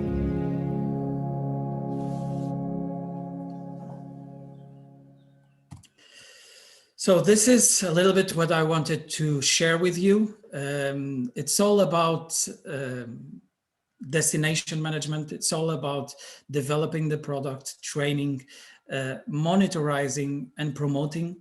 But it's more important than that. It's not just a task for one country, for one person. It's a task for the entire world. And we are committed that this message is shared and replicated as many times as we can, because it's the only way we will preserve a better tourism and a better planet. So thank you so much, Alessandra, for having us, and glad to answer any question. Thank you very much, Luis. I have to say that all the when you said we have to change our attitude, I mean, there's so many things that we always get away whenever we interact with your vision. We're very grateful that there is someone in the world who's not only thinking about its own country, but actually about the rest of the world. And this is tremendously necessary at this point. We've been advocating for coordination, as you know very well, on the different platforms. And definitely this is a reflection that we all must take. As your video says, we need to basically change today to restart our traveling tomorrow. And thank you so much for bringing so much inspiration in this Thursday morning. Thank you. Luis, definitely stay with us because I'm sure I'm going to be flooded with questions for you. But allow me to pass the floor to my dear colleague from the ministry in France. Thibault, how are you? Very good to have you with us. Fine. Nice to see you, Alessandra. Absolutely. Thibault Cournure-Gentili is the head of unit for international cooperation for tourism in the Ministry of Europe and Foreign Affairs in France. So Thibault, what would you like to share with us regarding this important element in Policy Action 4? Thank you, Alessandra, and good morning to everybody. And thank you, Luis, for a very interesting presentation, and congratulations to Portugal on your effort to make tourism more sustainable, and on a very successful presidency of the EU so far. So I'd like to share with you what we're doing in France on financing of tourism sustainability. So as you know, the transformation of tourism is it involves significant investments, especially for SMEs, and they make up the majority of the market. So it's important that we take them on board, and they are at a very local and level, and they have lesser financial means. So they are really at the heart of our action in sustainable changes in France. And it's also important, I'd like to stress that we take into account the social impact of those changes for those small structures, and that we have that in mind, especially with after the industry has been hit so hard by the crisis. So in France, we work very closely with the private sector to ensure the full commitment of our country in developing sustainable transformation strategies. And we are trying hard to benefit from their vision on the ground. So this coordination takes place in the framework of what we call in France the tourism sector committee, which is chaired by the Minister for Tourism in France, Jean-Baptiste Lemoyne. And in this committee, there is a commission that focuses exclusively on sustainable tourism. It has 60 members, mostly coming from the private sector. And 3 objectives are guiding their work. First is to make tourism an actor of the ecological and climate energy transition. Second is to preserve and enhance the value of resources linked to tourism, to optimize the management of tourist flows and limit the impact of climate change on tourism. Third is to pilot and evaluate the sustainable development policy of tourism. So this commission that I just mentioned has drawn up a roadmap that brings together the operational measures to encourage and accompany the transition. In order to support the sustainable transition, the French government has deployed various financial tools that some of them already existed before the COVID-19 crisis, and some of them were created to cope with the crisis. Generally speaking, the criteria of economic, social, and environmental sustainability are included by public financial operators at all levels, both national and local, for the allocation of public subvention and aid. And these are particularly effective incentive mechanisms that condition the receipt of the aid. In addition, this is what I was mentioning regarding what was done to cope with the crisis. A specific fund dedicated to sustainable tourism of 50 million euros has been set up by the government as part of the broader French recovery plan. And the objective of this fund dedicated to tourism is to support, through subsidies, sustainable tourism projects. And this fund is aimed in particular at players in the industry such as restaurants, accommodations, and what we call slow tourism. So for instance, support for proposal for stays that promote the discovery of local areas and populations. And it's important to stress that this fund targets SMEs and smaller structures at the exclusion of companies that have 250 plus employees. So this goes back to what I was saying in the beginning of my presentation, which is that we are very much aware in France that changes has to come through small structures, and that we need to help them to go through the transition. And this fund, one last word on this fund, it includes some specific programs that target some territories in France that have been affected by the crisis, namely Corsica, overseas territories, and the city of Lourdes. That depends a lot on religious tourism. There are also some other programs, including one that is dedicated to engineering in tourism projects that aims at promoting the transition. And moreover, there is a large-scale plan that can be mentioned that is focusing on responsible tourism in the mountains areas over the medium and long term. And yes, one last word on this. At the French level, support for innovation is also essential for us. And I'd like to commend disregard the initiative that was taken by WTO, the Healing Challenge that was set up during the crisis to reward some small companies that were putting a specific effort in sustainable development. So we kind of copied this initiative in France, and we are trying to have the same kind of initiative to promote the transition. So as a conclusion on the national level, we think that the transversal thinking and the taking into account of local specificities is key to the sustainable transition. From a national perspective, it's very important that we look at the broader picture and see tourism as per nature diverse and deriving from a multiplicity of public policies. But it's also important at the same time that we see it as a specific sector and try hard to make it as exemplary as possible after restart. So this is the complexity of tourism for us, is that it's something that can be very easily identified, but also comes from multiple public policies. So we must keep that complexity in mind. And I know that I'm approaching my 7 minutes, so I'd just like to say that, of course, we are working very closely with European partners. I mentioned the EU presidency by Portugal, so we are happy that we will keep working very closely on Portugal on this important topic. And we are also working very closely with our friends from the UNWTO and the G20 tourism to coordinate the action on this very important topic of the financing of the transition. So thank you very much for listening to me, and happy to answer some questions if there are some. Thank you very much, Thibault.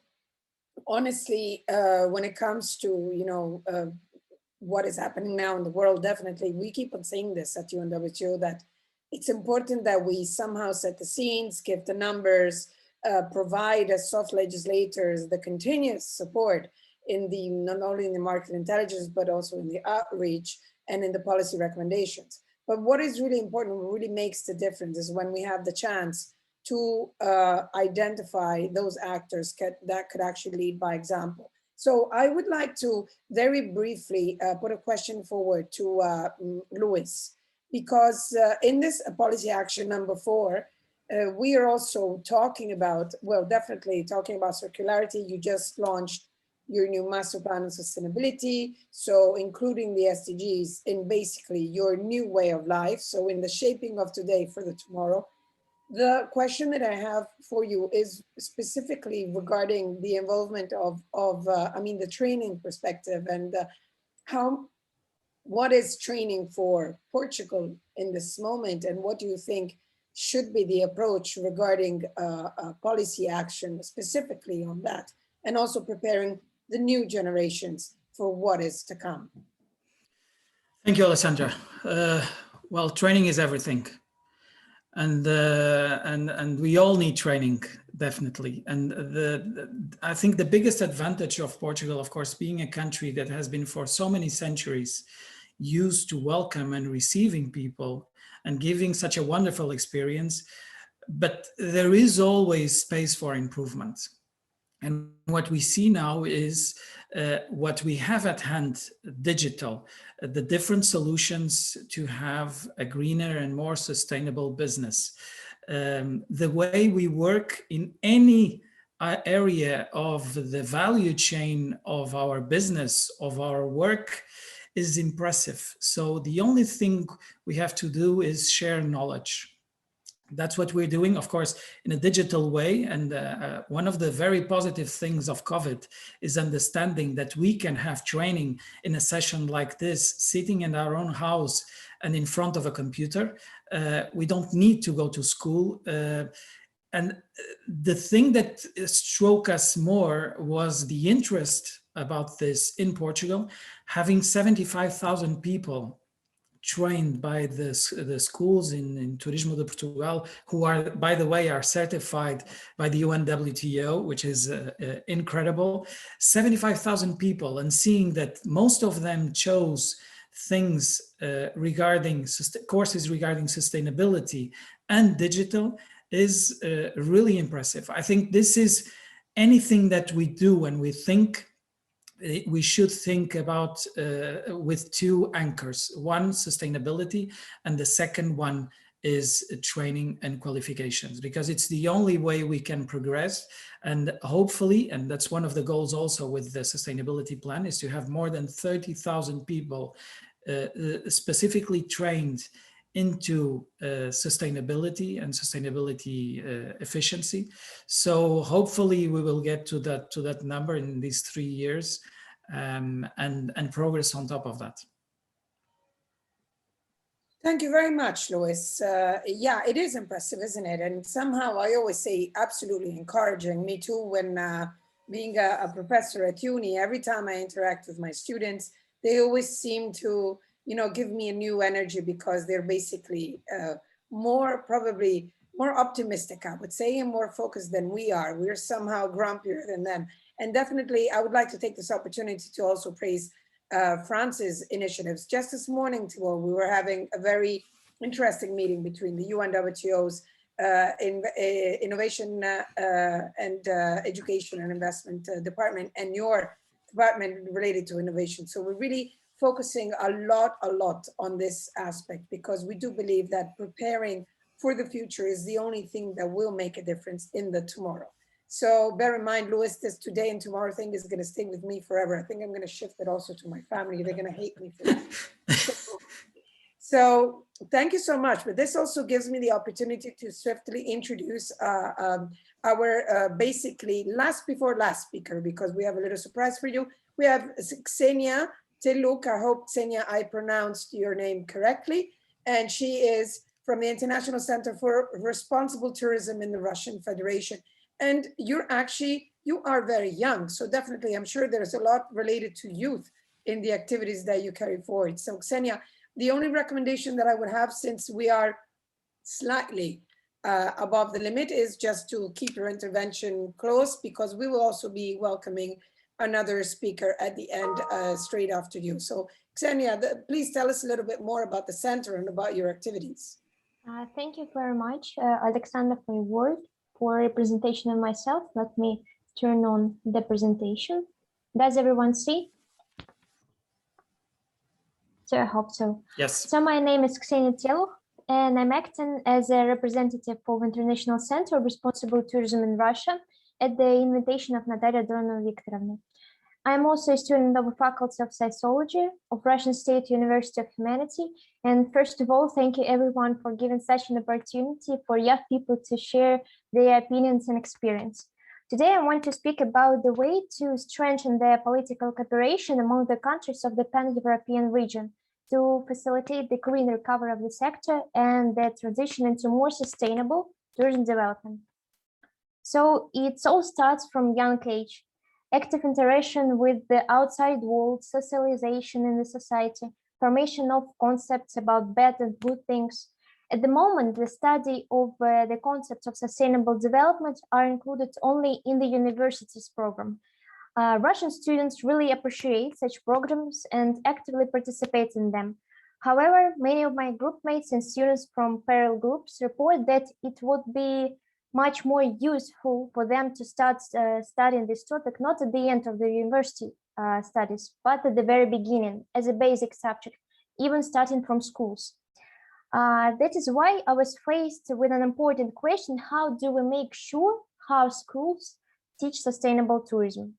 That is why my message is about implementation of sustainable development studies at schools through socially responsible tourism. First of all, I need to ask a question to all the participants: why do we need lessons at school on sustainable development, including socially responsible tourism? And I had an answer. This is necessary in order for children to have an opportunity to compare, to analyze, to evaluate how well our country is doing in sustainable development, not lagging behind the Western standards, as well as the opportunities to understand in which area it is possible to improve and develop.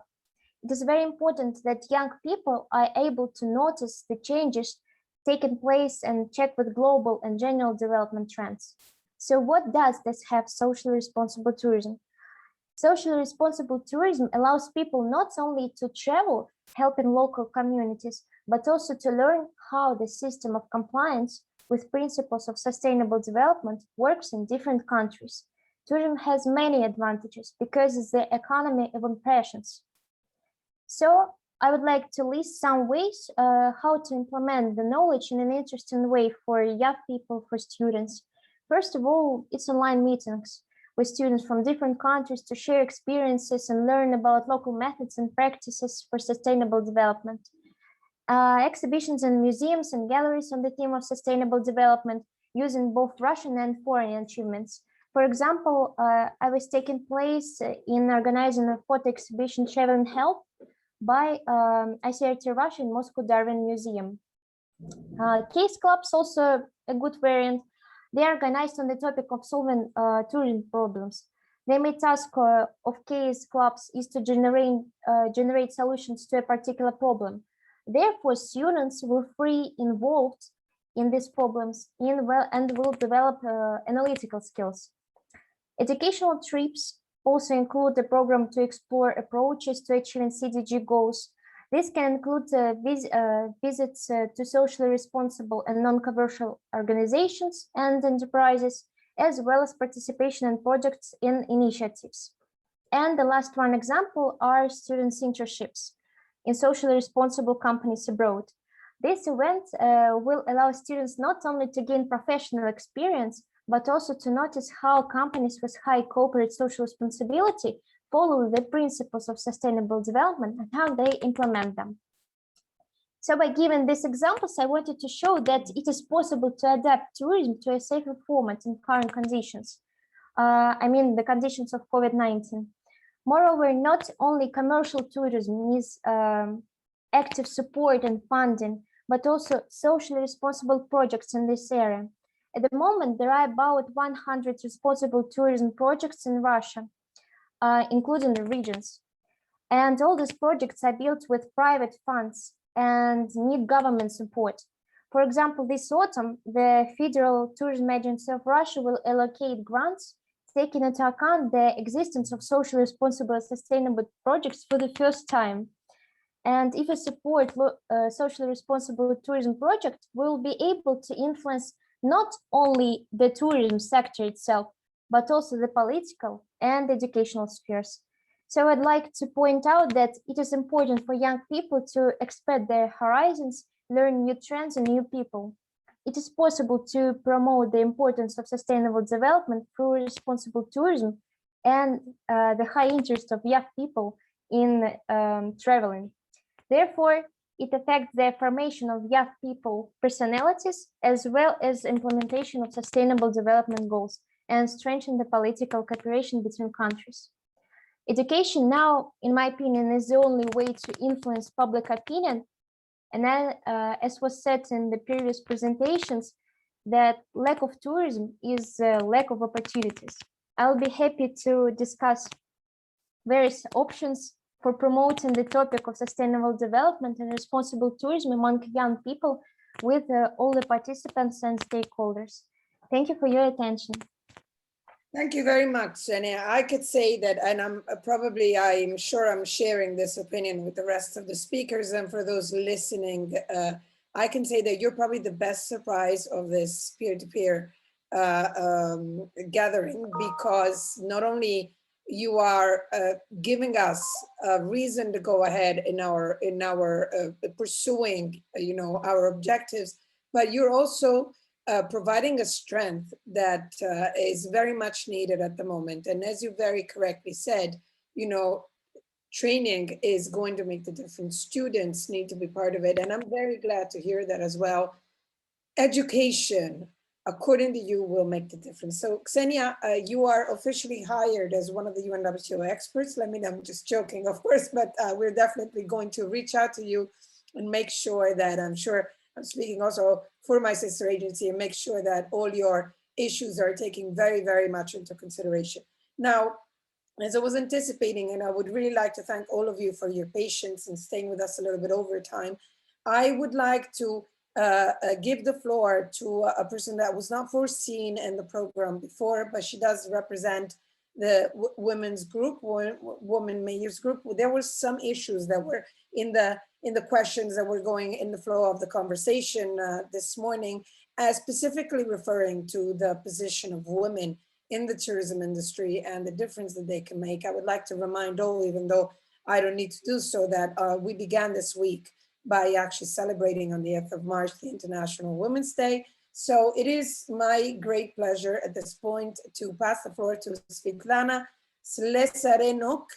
Svetlana, we made a very magic exception for you today, but because my colleague Bruno Pozzi, who will be completing and closing this session, has also, like me, further meetings, we're going to have to ask you to be very, very straight to the point. Please put your camera on. Do not show any slides at this point. I would like to remind all of you that all the slides of today will be made available upon request, and we'll be happy to share them with you. So Svetlana, I would really kindly recommend you to keep your intervention in the span of 3 minutes, because we will then have to pass the floor to Bruno. Thank you very much. Are you hearing me? Yes, Svetlana, we're hearing you. Dear Chair, I am Svetlana Slesarenok of Black Sea Women's Club, part of the Women's Major Group, representing the civil society engagement mechanism. The lessons from all the presentation, especially from Portugal, with their targets on plastic reduction and noting hotels based on their sustainability, would be key for our authority. Thank you for giving me the floor for a short comment. We are mainly focusing on local small-scale project for sustainable tourism. Our organization is working for green tourism and sustainable development in the Black Sea region with women local leaders. We have a lot to do. We need to protect our natural wetlands and their biodiversity from industrial and petrochemical pollution. We need solar water heaters and photovoltaic energy on hotels and our guest houses. We need to transform tourist mindsets to not throw away single-use plastic waste into the sea. We need local authority to ban plastic bags and bottles. We need to provide tax incentives for the green local tourism businesses instead of for the polluting shipping and oil company. In my city of Odessa, We have an amazing plan to turn a former wetland, which has been polluted and neglected, back into healthy, biodiversity-rich ecotourism area. The women's group, like ours, are frustrated by the lack of actions from the side of our authorities. And we see the United Nations role as very important to provide policy guidelines for a transition in tourism that protects our sea, wetlands, and creates sustainable jobs with women equally engaged in leadership. Thank you, Chair. Thank you very much, Svetlana. We highly appreciate what your message was, and I think it is dramatically important to remind everyone, and it's important also to share voices coming from all over the world. Thank you, Svetlana. Be rest assured that your voices will be heard, and we are standing by you as well. So without any further hesitation, I'm seeing my colleague Bruno, I presume from another country, right? So Bruno, very good to virtually meet you. And I really hope that it was not too late for you, but we're really looking forward for your closing remarks. I want to take advantage for this moment to thank all of you and to thank UNEP and UNESE for the organization of this fantastic peer-to-peer roundtable. It is an honor to open the Geneva sessions with sustainable tourism. You've done a great choice, believe me. Of course, we consider this just the beginning of a very, very long-lasting friendship. So without any further ado, thank you to my fantastic speakers. Thank you, Marika. Thank you for the ones behind the scene, Peter, Maelis, Elena, and everyone. And please, Bruno, the floor is yours. Thanks a lot, Alessandra. And you can hear me, can you? We do. You do, wonderful. And I had to put my Mediterranean Sea background in order to address this roundtable. And what a rich conversation this has been, really. Thanks a lot to every panelist for contributing to these very, very rich 2 hours that we just had together. What we've heard today shows that a transition to building back greener is feasible. But to do this, we need to apply basic principles, circularity, digitalization where it helps, innovation and cooperation, which is at the heart of what the United Nations is promoting. With COVID-19 and the idea to build back better, we know that business as usual is no longer an option. We know as well there's COVID, but there's also the triple planetary crisis. Climate change is a reality that we've got to tackle. Biodiversity loss is bringing gigantic issues and has never been as worrying as it is today. And pollution, and we've just heard from our friend in Odessa, pollution is also something that requires immediate action. So these 3 planetary crises will last, and they will last after COVID. But the good thing is that tourism can play a huge role to accelerate the transition to sustainable consumption and production. And it can adopt nature-based solutions. It can invest in renewable energy sources and measures that will further support climate action and sustainability. We've heard in these 2 hours that there are some experiences, there are some best practices. And these ones, let's scale them up. Let's use them. Let's promote them. And in doing so, look for a growth and solutions that will help to preserve nature and allow tourism to thrive in the long run, because this is what is at stake. I was saying the pandemic has hit the sector and all of us very strongly, but it has been a wake-up call as well on the need for urgent action when it comes to biodiversity and nature. We've realized that our health and our prosperity are actually dependent on nature, that we've got to build with nature, not against nature. And the solutions nature provide are there to support our future growth. We now know as well that if we don't do that, we will face future pandemics. And it will be maintaining our current unsustainable patterns of consumption and production that would lead us to catastrophe. So let's change that, because for decades, we know as well that tourism has played a very positive role to conserve nature, to protect endangered species, by supporting the habitats of these species, by putting in place protected areas for wildlife and for nature. Tourism is also bringing a long-term economic benefit when it supports nature preservation and restoration.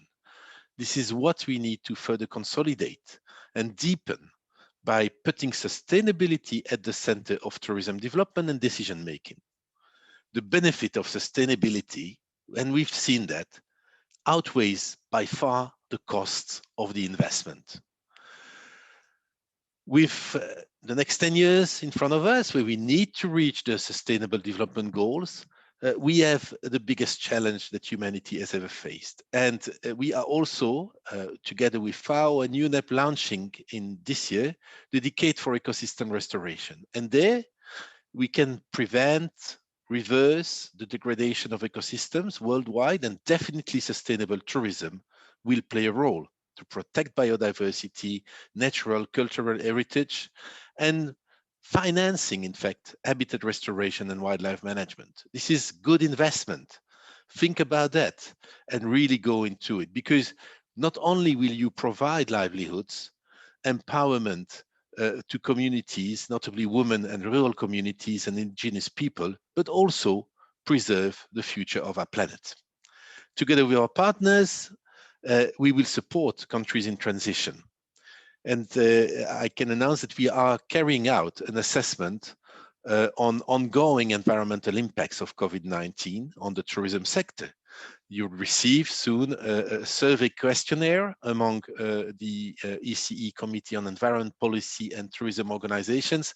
And I hope that you can help us to assess what opportunities are for sustainable tourism, so that we can compile also innovative approaches, case studies, and contribute to the preparation of next year's Environment for Europe Ministerial Conference, which will be held in Cyprus, one of our speakers today, and also one of the main destinations of tourism in Europe as well. I hope that our engagement together with the UN partners, and notably UNWTO, will serve our member states and all stakeholders who move into sustainable tourism, which is, as I said, the only viable way forward. So with this, it's time to really thank everyone, our partners. I said UNWTO, but also ECE, UNESCO. Thank you so much for being with us and moving this forward. I think we will have a lot to report to the plenary that meets next week. And I also take the opportunity to thank the interpreters in the background and our meeting operators who made sure that everything ran smoothly today. Thank you so much. Let's build back better. Let's protect biodiversity, and let's put sustainability at the heart of every decision we take in tourism sector and in life in general. Thanks. Thank you. Goodbye.